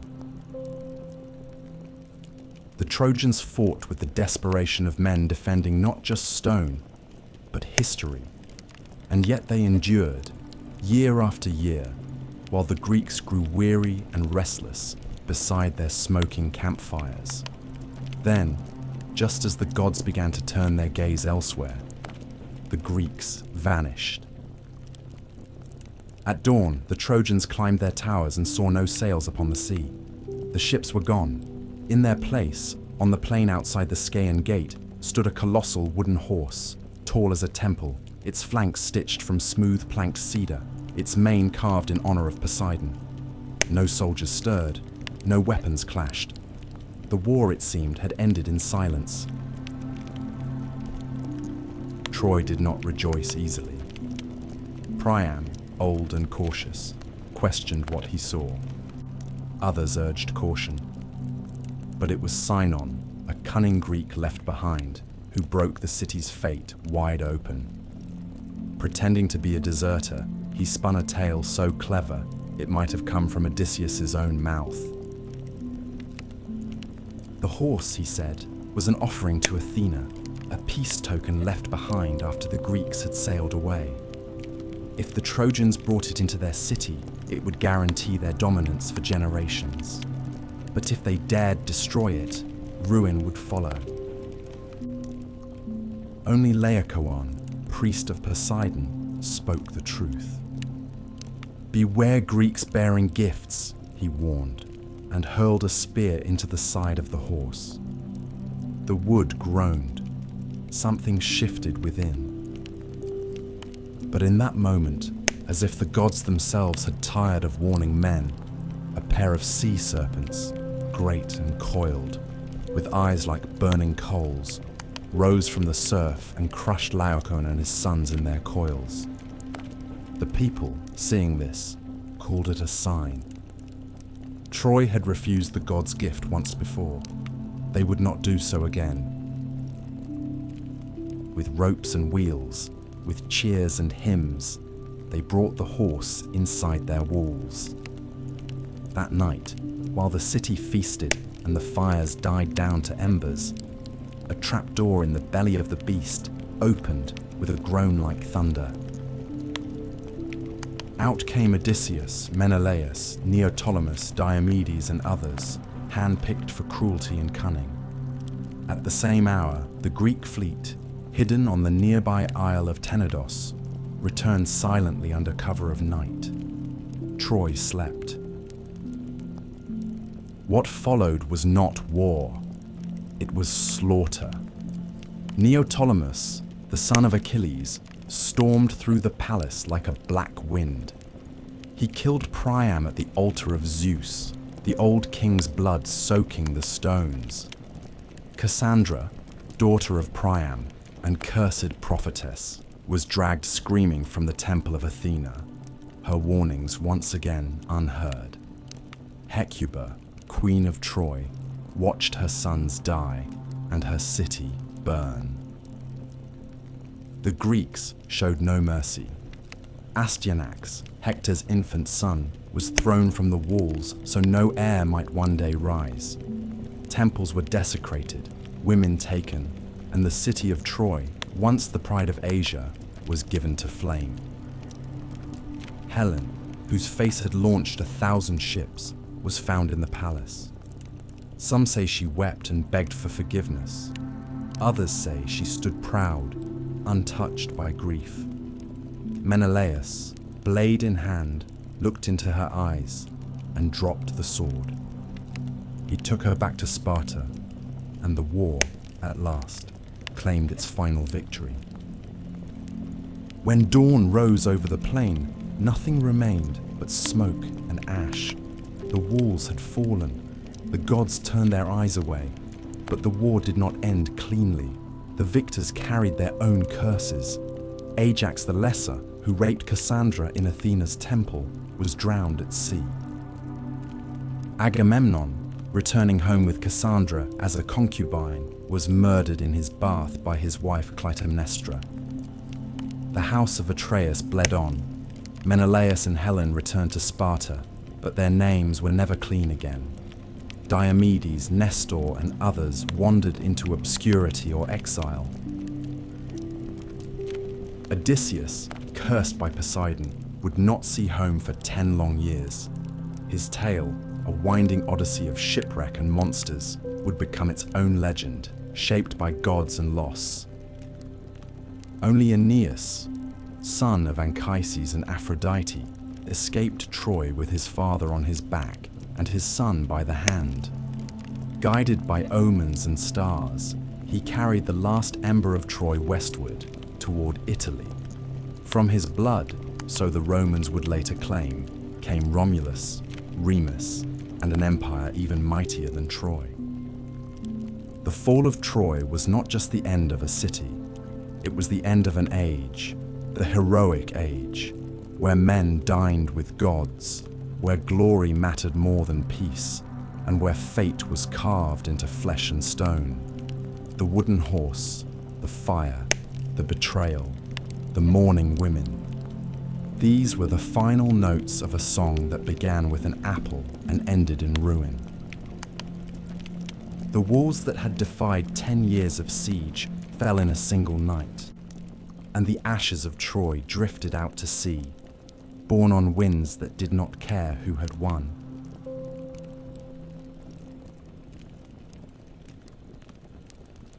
The fall of Troy was not the end of the story, but the beginning of another kind of tragedy, one not fought in open fields or high-walled cities, but on dark seas, in storm-tossed galleys, and in the crumbling halls of once proud kings.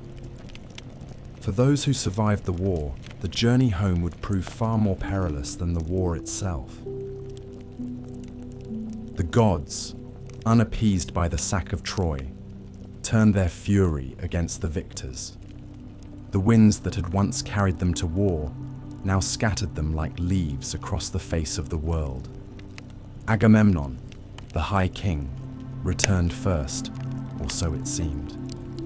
He sailed with Cassandra, the Trojan prophetess taken as a concubine, and brought with him spoils, stories, and the shadow of a crime. The gods had not forgotten the sacrifice of Iphigenia, his daughter, slain to appease Artemis before the war began. And in Mycenae, Clytemnestra, queen, mother, and widow in all but name, had not forgotten either. She had taken a lover in Agamemnon's absence. 𝐒𝐿𝐵, a cousin with his own score to settle, descended from the cursed house of Atreus. Together they plotted murder beneath the roof Agamemnon had built. When the king returned, triumphant but weary, he walked into his palace as into a trap. Some say he was stabbed in the bath, others that Clytemnestra wrapped him in a robe and struck him down with an axe. Cassandra died too, screaming in a tongue none would hear, murdered at the threshold of a foreign land. Clytemnestra, bloodied and unrepentant, stood over her husband's body and claimed the act as justice. In that house, vengeance had become tradition. In time, vengeance came again. Orestes, son of Agamemnon and Clytemnestra, returned from exile and slew both his mother and her lover, urged on by Apollo and hounded by the Furies, ancient goddesses who punished kinslaying with madness. His was a tale of blood and absolution, one that would echo in Athenian courts and myths for generations. But his was not the only path home twisted by divine hands. Menelaus and Helen wandered long across the sea, driven southward to Egypt by contrary winds. Some versions say the Helen who went to Troy was only a phantom, and the real woman had remained in Egypt the whole time, waiting, unaged, while a war raged for her shadow. Others say she went willingly with Paris, and that Menelaus forgave her, wearied by war and longing for peace. They returned to Sparta at last and ruled together in uneasy silence. But Helen's name, once a poem, had become a curse, and Sparta would never again rise as high as the day she left. But it was Odysseus whose journey became the most storied, the most sorrowful, the most enduring.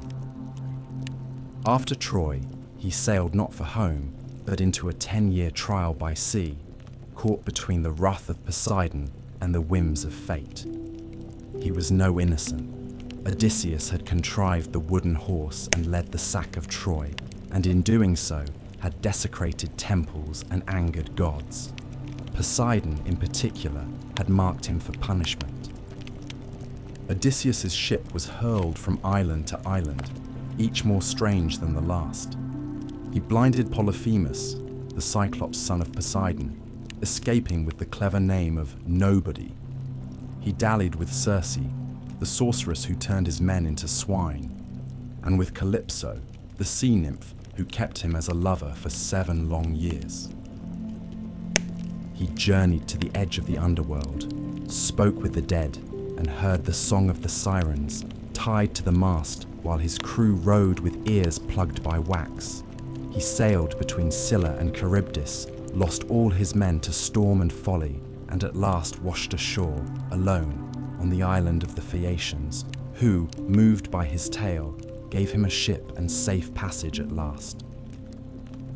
He returned to Ithaca in rags and silence, his beard long, his eyes cold. There, in his absence, suitors had overrun his house, feasting and plotting to marry his wife Penelope, who had waited, weaving and unweaving the same shroud by candlelight. Odysseus, with the help of his son Telemachus, his loyal swineherd, and the bow only he could string, slew the suitors one by one. Blood filled the great hall. Peace returned, but only for a time. The cycle of war and vengeance was never far behind. Many others fared worse. Ajax the Lesser was struck down by Athena for his crimes. Diomedes, though valiant in war, returned to find his wife unfaithful, and his city turned against him. He wandered west, founding cities, fading into legend. Philoctetes, who had slain Paris with Heracles' bow, found no welcome home and became a wanderer. Neoptolemus, the son of Achilles, was killed in Delphi, cut down at Apollo's altar, perhaps in penance for the blood he spilled at Troy. The Trojan War had promised glory. It had delivered only ashes.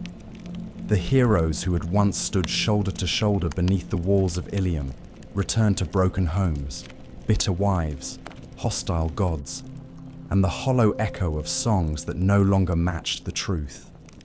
In the end, there were no victors, only survivors.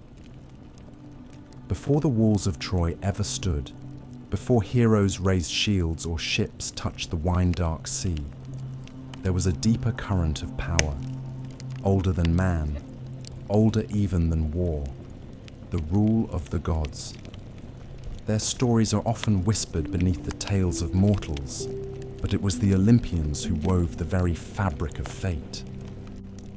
And it was not always they who ruled. Before Olympus, there was chaos, and after chaos came Gaia, Uranus, Cronus, and the slow, violent birth of divine order. The age of the Titans had ended with fire and thunder. Zeus, youngest of Cronus's children, had risen against his father, freed his siblings from the belly of the sky god, and cast the Titans into the black pit of Tartarus. In their place rose the Olympians, 12 in number, though their names and thrones shifted with time. Zeus, Hera, Poseidon, Demeter, Hestia, Athena, Apollo, Artemis, Ares, Aphrodite, Hephaestus, and Hermes.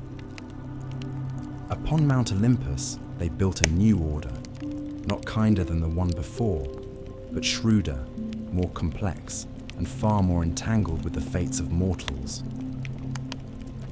Zeus ruled from his golden throne, the thunderbolt always within reach, his voice law among gods and men. But his rule was not born solely from strength. He was a king who understood alliances, who rewarded loyalty and punished betrayal. He divided the world among his brothers, the sky for himself, the sea to Poseidon, and the underworld to Hades. Earth and Olympus they shared in uneasy balance. Around him, the new pantheon took shape. Hera, his sister and queen, reigned as goddess of marriage and childbirth, though her days were spent in fury and suspicion, for Zeus was never faithful. His liaisons were countless, with goddesses, nymphs, and mortal women alike, each union producing children who would rattle the world: Heracles, Perseus, Helen, Minos, and many more. Hera, ever watchful, punished his lovers and their offspring with wrath both cold and enduring.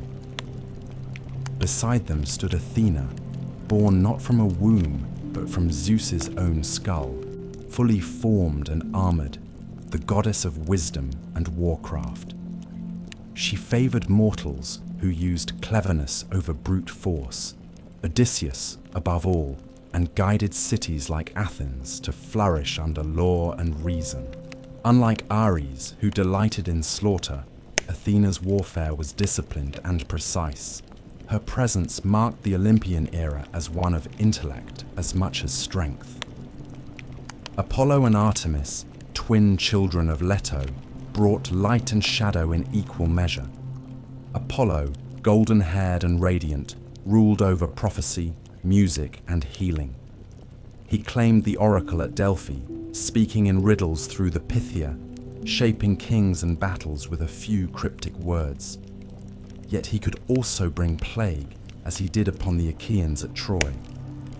Artemis, his sister, roamed the forests untouched by men, a huntress and protector of wild things.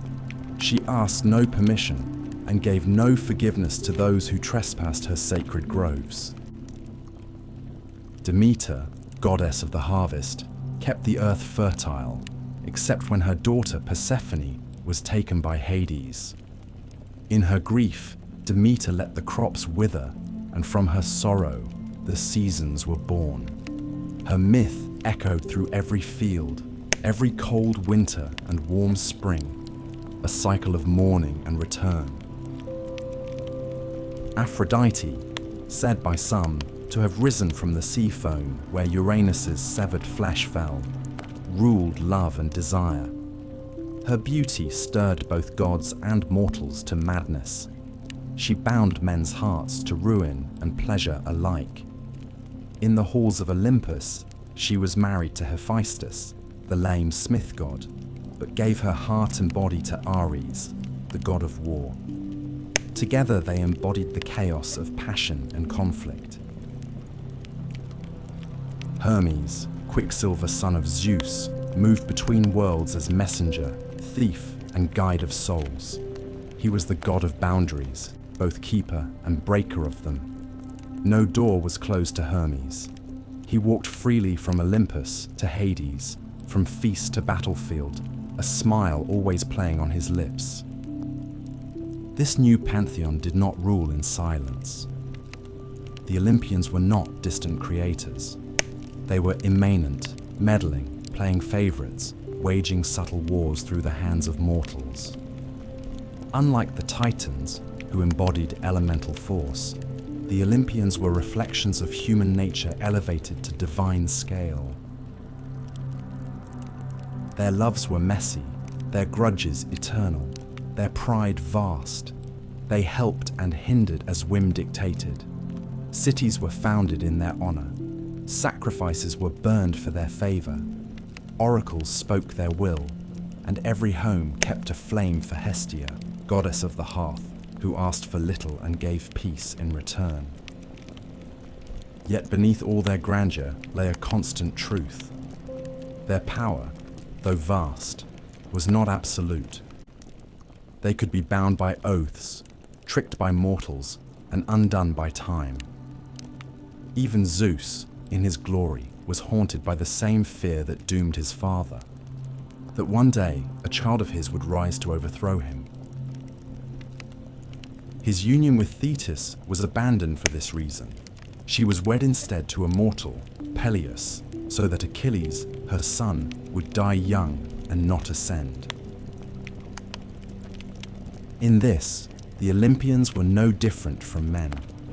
They feared loss, clung to thrones, and fought to keep their order intact. But for a time, they ruled, their names etched into every marble temple, their deeds sung in every song, their symbols carved into shields and coins. The age of heroes had passed, but the gods still held dominion over the world of men.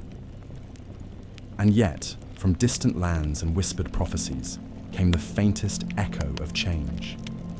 New gods stirred beyond the horizon. The temples would not stay full forever. But Olympus, for now, still stood. The Olympians were mighty, but they were not unchallenged. Even as temples to Zeus reached toward the sky and Athena's wisdom lit the minds of city-states, darker gods walked the earth, gods of wine and madness, of death and rebirth, of things not carved into public altars but whispered in secret groves and torchlit caves. Chief among them was Dionysus, the last to take his seat on Olympus, and the only one who truly stood between the divine and the wild. Dionysus was no ordinary god.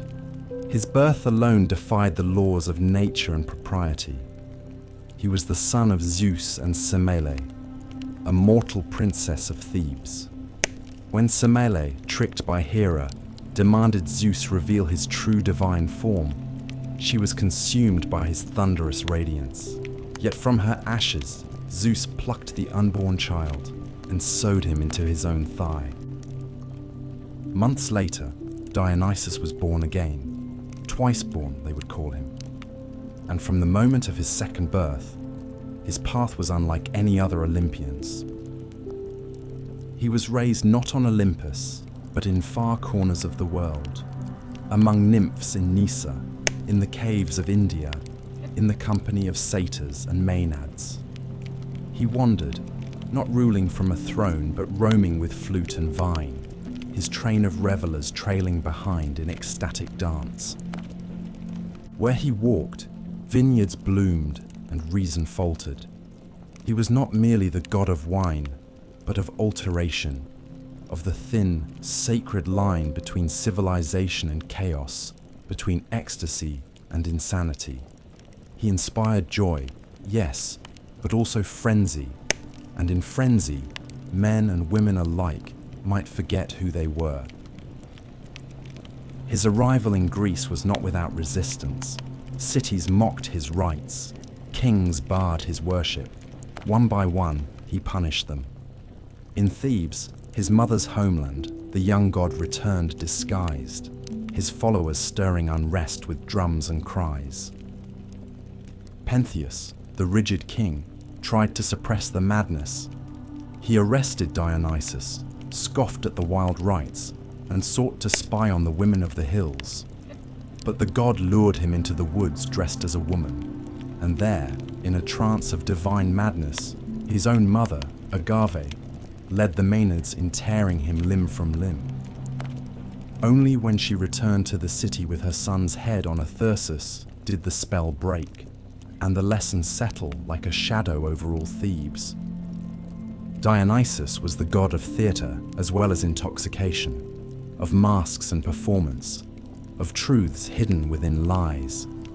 His festivals became the heart of Greek drama, where comedies and tragedies alike were performed in his honor. Through masks and songs, the Greeks gave shape to fears and desires they dared not speak aloud. To worship Dionysus was not to bow before power, but to surrender to it completely. And with Dionysus came something new to the Greek world: mystery cults, religions of initiation, secrecy, and rebirth. Unlike the formal rites of Olympus, mystery cults promised something personal. In the Eleusinian Mysteries, followers of Demeter and Persephone reenacted the story of descent and return, of a daughter lost to death and found again. The Orphics, followers of the poet-mystic Orpheus, spoke of Dionysus as a god torn apart and resurrected, a god whose suffering brought wisdom and whose rites promised freedom from the cycle of rebirth. These mysteries did not reject the Olympians, but they moved beneath them, quieter and deeper. They offered hope where the thundering gods gave only law. They whispered of a soul that could endure, that could transcend the mortal body. And in that promise, the old certainties began to tremble. Even on Olympus, the cracks began to show. The gods feuded more bitterly. Ares and Athena vied for the hearts of warriors. Apollo fell in love too often and too fatally. Hyacinthus, Daphne, Coronis, leaving death and transformation in his wake. Aphrodite, jealous and capricious, punished mortals for the very desire she stirred. The gods began to resemble the mortals they ruled, proud, fickle, wounded, and lost. In Dionysus, the Olympian order met its mirror and its undoing. He was divine, and yet lived as a wanderer. He brought joy, yet left madness. He tore down kings and raised up peasants. And most importantly, he changed the nature of divinity itself. The gods were no longer aloof and eternal. Through mystery, through ritual, through wine and song and madness, mortals could feel the breath of God within them, not in temples, but in themselves. And somewhere in the distance, beyond the wine-dark seas and the marble columns, new gods stirred. Rome was rising, the world was changing, and Olympus, for all its thrones and thunders, could already feel the wind shifting on the mountaintop. The Olympians, for all their immortality and glory, did not confine their stories to the high halls of Olympus. They descended again and again into the world of men. In the form of lovers, tempters, warriors, or punishers, they mingled with mortals and left behind not just oracles or omens, but children. These children of gods and mortals, demigods, were born into a world that neither fully embraced them nor could ever fully contain them. Some became kings, others monsters, but a few became legends, their stories lasting longer than the walls of Troy or even the temples of the gods who sired them. Foremost among these was Heracles, the son of Zeus and Alcmene, a mortal queen of Thebes. His conception was marked by trickery. Zeus came to Alcmene in the form of her husband, drawing out the night so that it lasted twice as long. From that deception, Heracles was born, already shadowed by Hera's wrath. For Hera, the queen of heaven, could never abide her husband's infidelities, and she made the life of Heracles a crucible of torment. While still in his cradle, she sent serpents to kill him, and the infant strangled them with his bare hands. Heracles grew into a man of impossible strength, but it was not brute force that defined his legend. It was penance. In a fit of divinely sent madness, Hera's vengeance again, he killed his wife and children. Racked by grief, he sought purification at the Oracle of Delphi. There, he was told to serve Eurystheus, a petty king, and complete 12 labors, each more impossible than the last. He wrestled the Nemean lion, whose hide no blade could pierce. He slew the Lernaean hydra, cauterizing each writhing neck. He captured the Erymanthian boar, cleansed the stables of Augeias in a single day, drove away the Stymphalian birds, and tamed the Cretan bull. He stole the girdle of Hippolyta, queen of the Amazons, seized the cattle of Geryon, fetched the golden apples of the Hesperides and descended into Hades to bring back the hound Cerberus. Each trial was more than a feat of strength. They were encounters with death, with the edge of the world, with the very fabric of human suffering. Through them, Heracles became more than a hero. He became a symbol of mortal endurance, of pain redeemed through effort. At his death, poisoned by a robe soaked in the blood of a centaur, he built his own funeral pyre and climbed atop it, mortal no longer. The gods took him to Olympus, where even Hera, at last, accepted him as divine. He became the only mortal to join the pantheon, a god forged in agony. Yet Heracles was not the first demigod, nor the only one whose story shaped the fate of mortals. Long before him came Perseus, another son of Zeus, born of Danae, who was imprisoned in a bronze tower because of a prophecy that her child would kill her father. But fate, once set in motion, cannot be locked away. Zeus came to her not as a man, but as a shower of gold, and from that union, Perseus was born. Abandoned at sea in a chest, mother and child survived and were taken in by a kind fisherman. But again, a king's lust, this time Polydectes, who desired Danae, set Perseus on a path of peril.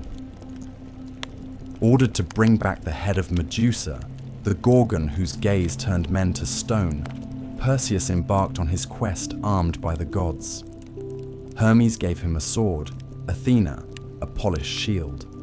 He stole the eye of the Grey, the old Grey sisters who shared one vision among them, and learned the Gorgon's location. With Athena's guidance, he approached as Medusa slept, using the mirror of his shield to strike without looking, and severed her head. From her neck sprang Pegasus, the winged horse, and Chrysaor, a warrior of gold. Perseus escaped with their help, and on his return journey, rescued Andromeda from a sea monster, married her, and founded dynasties. His lineage would carry on to Heracles, linking their stories by blood and fate. There were others: Theseus, son of Poseidon, or Aegeus depending on the telling, who slew the Minotaur in the labyrinth of Knossos, bringing Athens into its first taste of empire. Bellerophon, rider of Pegasus, who killed the Chimera but flew too high and fell. Atalanta, raised by bears and swift as the wind, sometimes said to be the daughter of Artemis herself, who raced suitors and killed boars, but was undone by love and distraction. The demigods were never allowed peace. Their blood was too divine for comfort, too mortal for eternity. The gods watched them with pride and fear, for each one tested the boundary between Olympus and Earth, and the mortals worshipped them, not just for their triumphs, but for their struggles. They suffered, bled, and sometimes died. But in doing so, they became immortal in a way the gods never could, through story. As the memory of Troy faded, as cities rose and fell, the tales of these children endured. They filled amphorae and temple friezes, echoed in poems and plays. And though the gods remained on Olympus, distant and growing more silent, it was in the lives of their mortal-born children that humanity found its mirrors, flawed, courageous, doomed, and glorious. In the world of Greek myth, power did not rest solely in the hands of gods or heroes. There was something older still, something deeper, humming beneath every choice and every death, every victory and every sorrow. Fate. It was not a god, though the gods themselves feared it. It was not a law, though it governed even the divine. Fate was a truth, a force like gravity, unseen but inescapable, woven into the bones of the world. The Greeks called it Moira, and sometimes she had faces. The Moirai, or Fates, 3 sisters who spun, measured, and cut the thread of every life. Clotho spun the thread, Lachesis measured its length, and Atropos, the one who could not be turned, cut it when the time came. Even Zeus, king of Olympus, was bound by their decisions. He might thunder and plead, but if Atropos raised her shears, no power in heaven or earth could stay her hand. And so, if fate ruled all, what hope had man? The answer lay in omens and oracles, the strange subtle language of the gods and the signs sent to those who dared to read them. The Greeks did not believe they could change their fates, but they believed they might understand them. To see the future was to brace oneself against it, to try, perhaps vainly, to prepare the soul. The most famous oracle in all of Greece was at Delphi, where Apollo spoke through the Pythia, a woman seated upon a tripod over a steaming chasm in the temple's stone floor. She inhaled vapors, slipped into trance, and delivered the words of the god in riddles and fragments. Kings, generals, and common men came to her, some to seek glory, others merely survival. But her words were never straightforward. Apollo did not deal in certainties. A prophecy, like a blade, could cut both ways. So many stories twisted around her cryptic pronouncements. Croesus, king of Lydia, asked the oracle if he should wage war on the Persians. She told him that if he crossed the river, he would destroy a great empire. He did not realize the empire would be his own. Oedipus, too, was told he would kill his father and marry his mother. His parents tried to thwart the prophecy by abandoning him. He, in turn, fled his supposed home to avoid fulfilling it, only to walk straight into its jaws. The oracle, as always, had been correct. It was men's misinterpretation that doomed them. There were other oracles too, at Dodona, where the rustling of sacred oaks revealed the will of Zeus, at Delos, where Leto gave birth to Apollo and Artemis, at Ammon in Libya, and countless smaller shrines where dreams, animal entrails, birds in flight, or the trembling of a flame gave voice to the unknowable. In war, omens were sought before every battle. A flash of lightning, a flight of crows, a sneeze at the wrong moment. These were not trifles. They were warnings, communications from the divine. A general who ignored them risked not only defeat, but cosmic punishment. Sacrifices were made before sea voyages, births, weddings. The entrails of goats and the livers of oxen were studied by seers, who divined the will of the gods in dark, wet patterns of muscle and blood. The art of reading omens became its own power.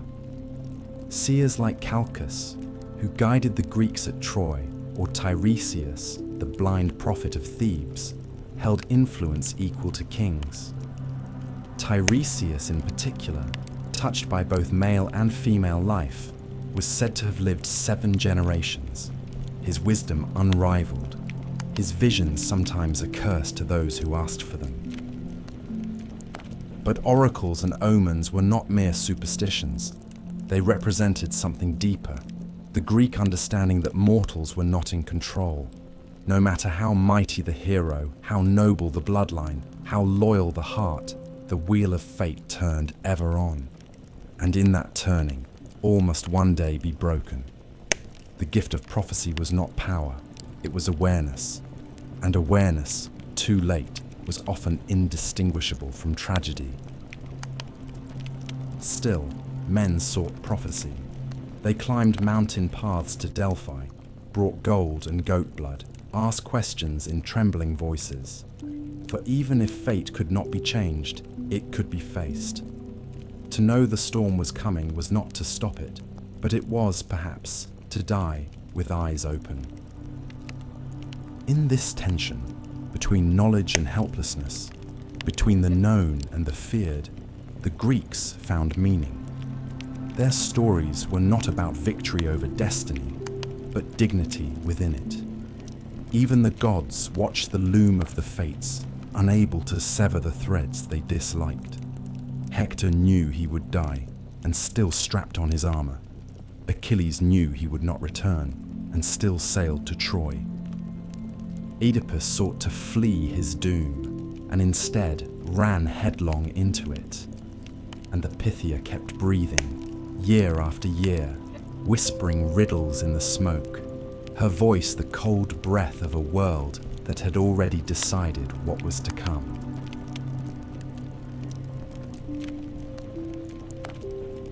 To the ancient Greeks, death was not the end of story, but merely the end of breath.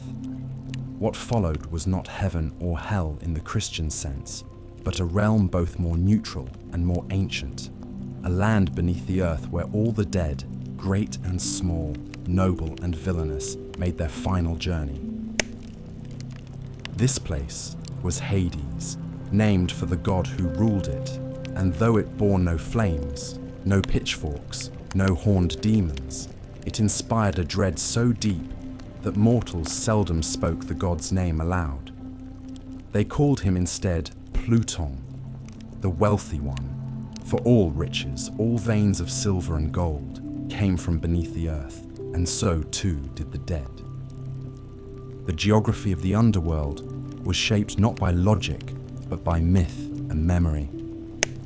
At its threshold ran the 5 rivers: Styx, the river of hatred and sacred oaths; Acheron, the river of sorrow; Phlegethon, of fire; Cocytus, of lamentation; and Lethe, of forgetfulness.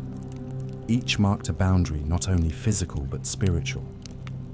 The dead arrived as shadows, Suchai, breathless and bloodless, stripped of voice and form, and crossed into Hades with the help of Charon, the ferryman. For a coin, he would row them across Acheron. Those without proper burial, those who could not pay, were left to wander the shores for 100 years, whispering and weeping. Upon entry, the souls were met by Cerberus, the 3-headed hound who kept the dead in and the living out. Beyond him stretched the plains of Asphodel, grey and dim, where most souls drifted in forgetful silence, murmuring like dry leaves. But not all fates were equal. The underworld had its judges, Minos, Rhadamanthus, and Iarchus, who weighed each soul. The truly wicked were cast into Tartarus, a chasm of torment deeper than even the Titan's prison, where oath-breakers, murderers, and traitors suffered torments crafted to mirror their crimes. Sisyphus rolled his stone, Tantalus thirsted forever beside unreachable water, and Ixion spun upon his fiery wheel. The rare few deemed worthy of reward passed to the Elysian fields, a paradise of soft winds, green meadows, and perpetual spring. There, heroes might linger in comfort, their memories intact, their deeds honored. Still fewer souls might choose to be reborn, passing through the river Lethe to forget their past lives, beginning the cycle anew. In later mystery religions, a soul might even hope to escape the wheel entirely and ascend to the stars, but such fates were rare and uncertain. At the heart of this realm stood Hades, stern and silent, a king without vanity. He did not seek worship, did not interfere in the affairs of mortals. He simply ruled, and he ruled absolutely. His realm did not change, and he preferred it that way. He was not evil, as later myths would paint him, but immovable, indifferent, the shadow cast by Zeus's storm and Poseidon's tide. And by his side stood Persephone, queen of the underworld, whose story, perhaps more than any other, reveals the strange duality of death in Greek thought. Persephone was the daughter of Demeter, goddess of the harvest. One spring day, As she gathered flowers, the earth split open, and Hades rose in his chariot. He took her, swiftly and without consent, down into his realm. Demeter, in her grief, let the earth wither. Crops failed, rivers dried, famine swept across the land. No prayer could sway her. She would not let the world grow green again until her daughter was returned. At last, Zeus sent Hermes to retrieve Persephone. But because she had eaten pomegranate seeds, 6 of them, or perhaps just 1, she was bound to Hades. The compromise became a myth for the seasons. Persephone would spend part of the year in the underworld, and during those months, Demeter would grieve and the world would grow cold. When Persephone returned, the earth would bloom. Life and death became a cycle, not a sentence. Over time, Persephone's role evolved. No longer merely a captive, she became a ruler in her own right. A queen of mysteries who walked among the shades with quiet authority. In the Eleusinian mysteries, the great secret rites held outside Athens, her descent and return were reenacted each year, promising not only the return of the grain, but the hope of renewal for the soul. The underworld was not entirely sealed. A few mortals journeyed there and lived to tell of it. Orpheus sang his way past Cerberus and charmed Hades and Persephone, only to lose Eurydice with a backward glance. Heracles brought Cerberus to the surface. Odysseus, guided by Circe, sacrificed to the dead and called up the ghosts of Tiresias, Achilles, Agamemnon. Each one told him that death was not glorious, only final. Better to be a slave in life than a king among shades, said Achilles, once the greatest of the Greeks. And so the Greeks built their tombs with care. They buried the dead with coins for Charon, with weapons, wine, and songs. They poured libations and made offerings at the family hearth, for the dead were never truly gone. They haunted dreams, sent signs, and sometimes, through rites and blood, could even be called back for answers best left unspoken.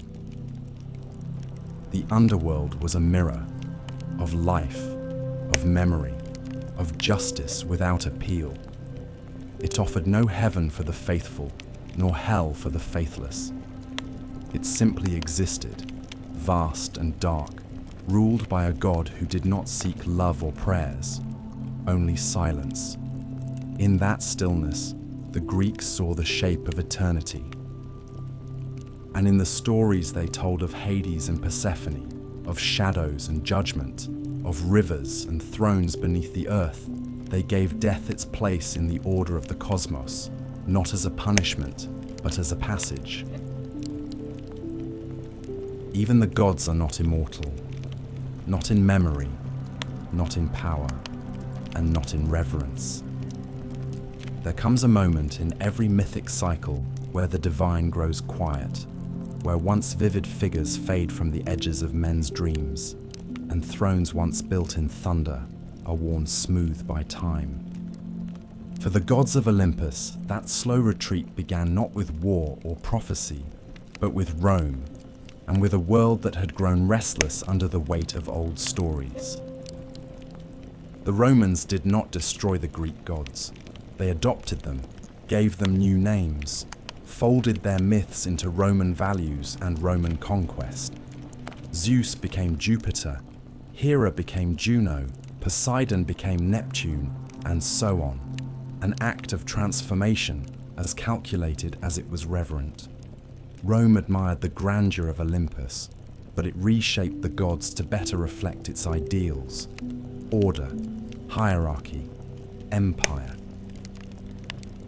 Jupiter thundered not from a wild peak, but from the Capitoline hill, dressed in the robes of a lawgiver. The wildness of Dionysus became the cultured Bacchus, and Athena's fierce independence softened in the civic wisdom of Minerva. In literature, the myths lived on. Ovid, in his Metamorphoses, retold the old tales in golden Latin, often with irony, always with poetic grace. Virgil, in the Aeneid, made the gods instruments of fate, pulling strings behind Rome's founding. But something had shifted.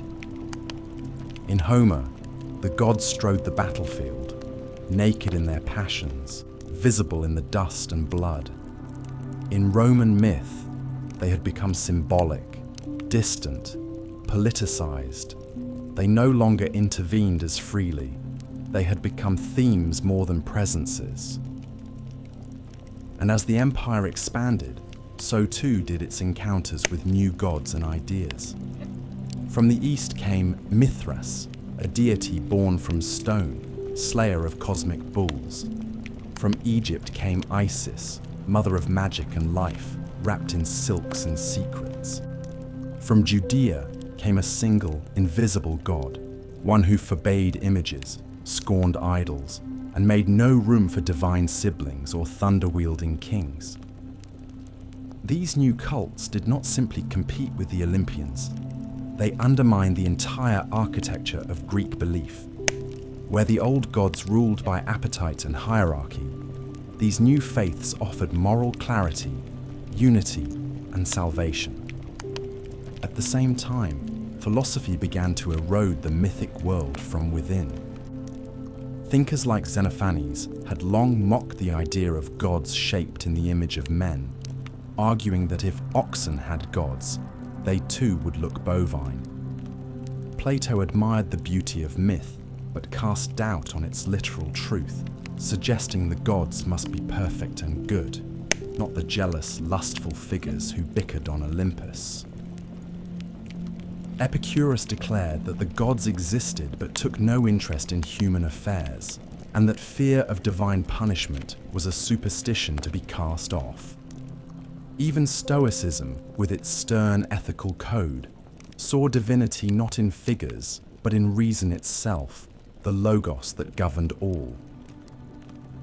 By the time the imperial cult arose, when emperors were declared divine and altars were built to mortal men, the line between myth and politics had frayed entirely. The gods of old became symbols, their temples kept more for tradition than belief. Farmers still left offerings to Demeter, and sailors still prayed to Poseidon, but fewer truly believed the gods walked among them. The flame on Olympus had not yet gone out, but it flickered low. And then came the final blow, not from a rival cult, but from a revolution of faith. Christianity, once a fringe sect of persecuted believers, began to spread across the empire, carried not by sword, but by word. Its God was unseen, singular, and omnipotent. Its stories were not of lovers and vengeance, but of sin and salvation. In time, its temples replaced the old ones. Its hymns drowned out the liars. Its priests denounced the Olympians as demons or fictions. By the reign of Theodosius I, pagan temples were closed by law, the Olympic Games abolished, and the rites of sacrifice outlawed. The gods did not resist. There was no final war between Zeus and Christ, no divine siege of Jerusalem or Rome. The Olympians simply faded, like the last light of a long day. Their statues stood weathered and silent. Their altars went cold. The marble columns cracked, and ivy crept up where priests once stood. The myths remained, but as literature, not faith. Children learned of Heracles in schools, not shrines. Artists painted Athena, but did not pray to her. The gods who had once commanded storms and fates were now stories, beautiful, strange, haunting. And yet, they endured. Even as their temples crumbled, they lived on in whispers, in poetry, in the architecture of Western imagination. They returned in Renaissance paintings, in Enlightenment philosophy, in romantic epics and modern retellings. They became archetypes of war and wisdom, of love and betrayal, of hubris and glory. The Greeks had given them human faces, and in doing so, had made them eternal in a different way. Though the temples fell and the oracles fell silent, the myths of Olympus did not die. They became echoes, faint at first, like a distant lyre strummed in the wind, then louder as time passed, and the world once again began to listen. For myths, unlike kingdoms, are not bound by stone and sword. They endure in the realm of imagination, and there the gods have always found a way to return. During the long centuries of Christian dominance in Europe, the gods were not worshipped, but neither were they forgotten. Monks and scholars copied ancient texts, sometimes grudgingly, preserving Homer and Hesiod, Euripides and Sophocles, even as they condemned the beliefs these works once sustained. The old stories survived not in temples but in libraries, tucked between sermons and treatises, waiting. And then came the Renaissance, that great turning of the wheel, when Europe looked backward to move forward. In the courts of Florence, in the chapels of Rome, in the minds of thinkers like Petrarch and Erasmus, the gods rose again, not as deities, but as symbols of human nature. Painters draped Aphrodite in seashells and light. Sculptors gave Apollo his bow and grace. Poets invoked the muse once more. Myth was reborn in marble and canvas, not altar and incense. The gods no longer ruled the sky, but they reigned in art. In the Age of Enlightenment, reason challenged superstition, and yet the myths endured. They were studied, translated, dissected. To Voltaire, they were allegories. To Goethe, they were mirrors of the soul. Romanticism followed, and with it, a return to the emotional, the tragic, the sublime. Writers looked to Oedipus and Antigone, to Orpheus and Eurydice, and found in them eternal questions. What is fate? What is love? What does it mean to be human? Then came the modern age. Myth was no longer confined to classical study. It appeared in literature, cinema, psychology, even comics. Carl Jung saw the gods as archetypes within the human mind, eternally re-emerging. James Joyce wove them into Dublin's streets. Rick Riordan reimagined them for schoolchildren in Manhattan. In Marvel and DC, the gods walked again, not in robes and sandals, but in armor and spandex. And always, in the background, there remained the old tales, unchanged. Odysseus still sailed. Heracles still labored. Persephone still rose each spring. They were not forgotten. They were simply translated, generation to generation, into new forms, new tongues, new dreams. Because myth is not fixed. It is living memory, shaped by those who carry it. What the Greeks gave us was not just a pantheon, but a framework, a way to explain the world, to wrestle with death, to honor beauty, to understand the self. Their gods were flawed, yes, but gloriously so. In them we saw not perfection, but potential, the agony of choice, the thrill of risk, the pain of hubris, the comfort of ritual. They told us what we might become and what we must fear. Even now, in a world of science and silence, the myths still murmur. You hear them in stories of chosen heroes, in fallen stars, in the slow turn of the seasons. A girl descends and spring waits. A king defies prophecy and loses everything. A mother grieves the son. The faces change, but the truths do not. The gods may have left Olympus, but they never truly left us. They walk quietly now, in books and songs, in dreams and memories, in every tale that dares to reach beyond the mortal veil. They are not dead. They have simply moved. And now, the story ends. Thank you for joining me tonight on the Sleepy History Channel. Until our next journey together, rest well, dream sweetly, and remember, the myths may fade into legend, but their echoes still shape the world around us. Good night.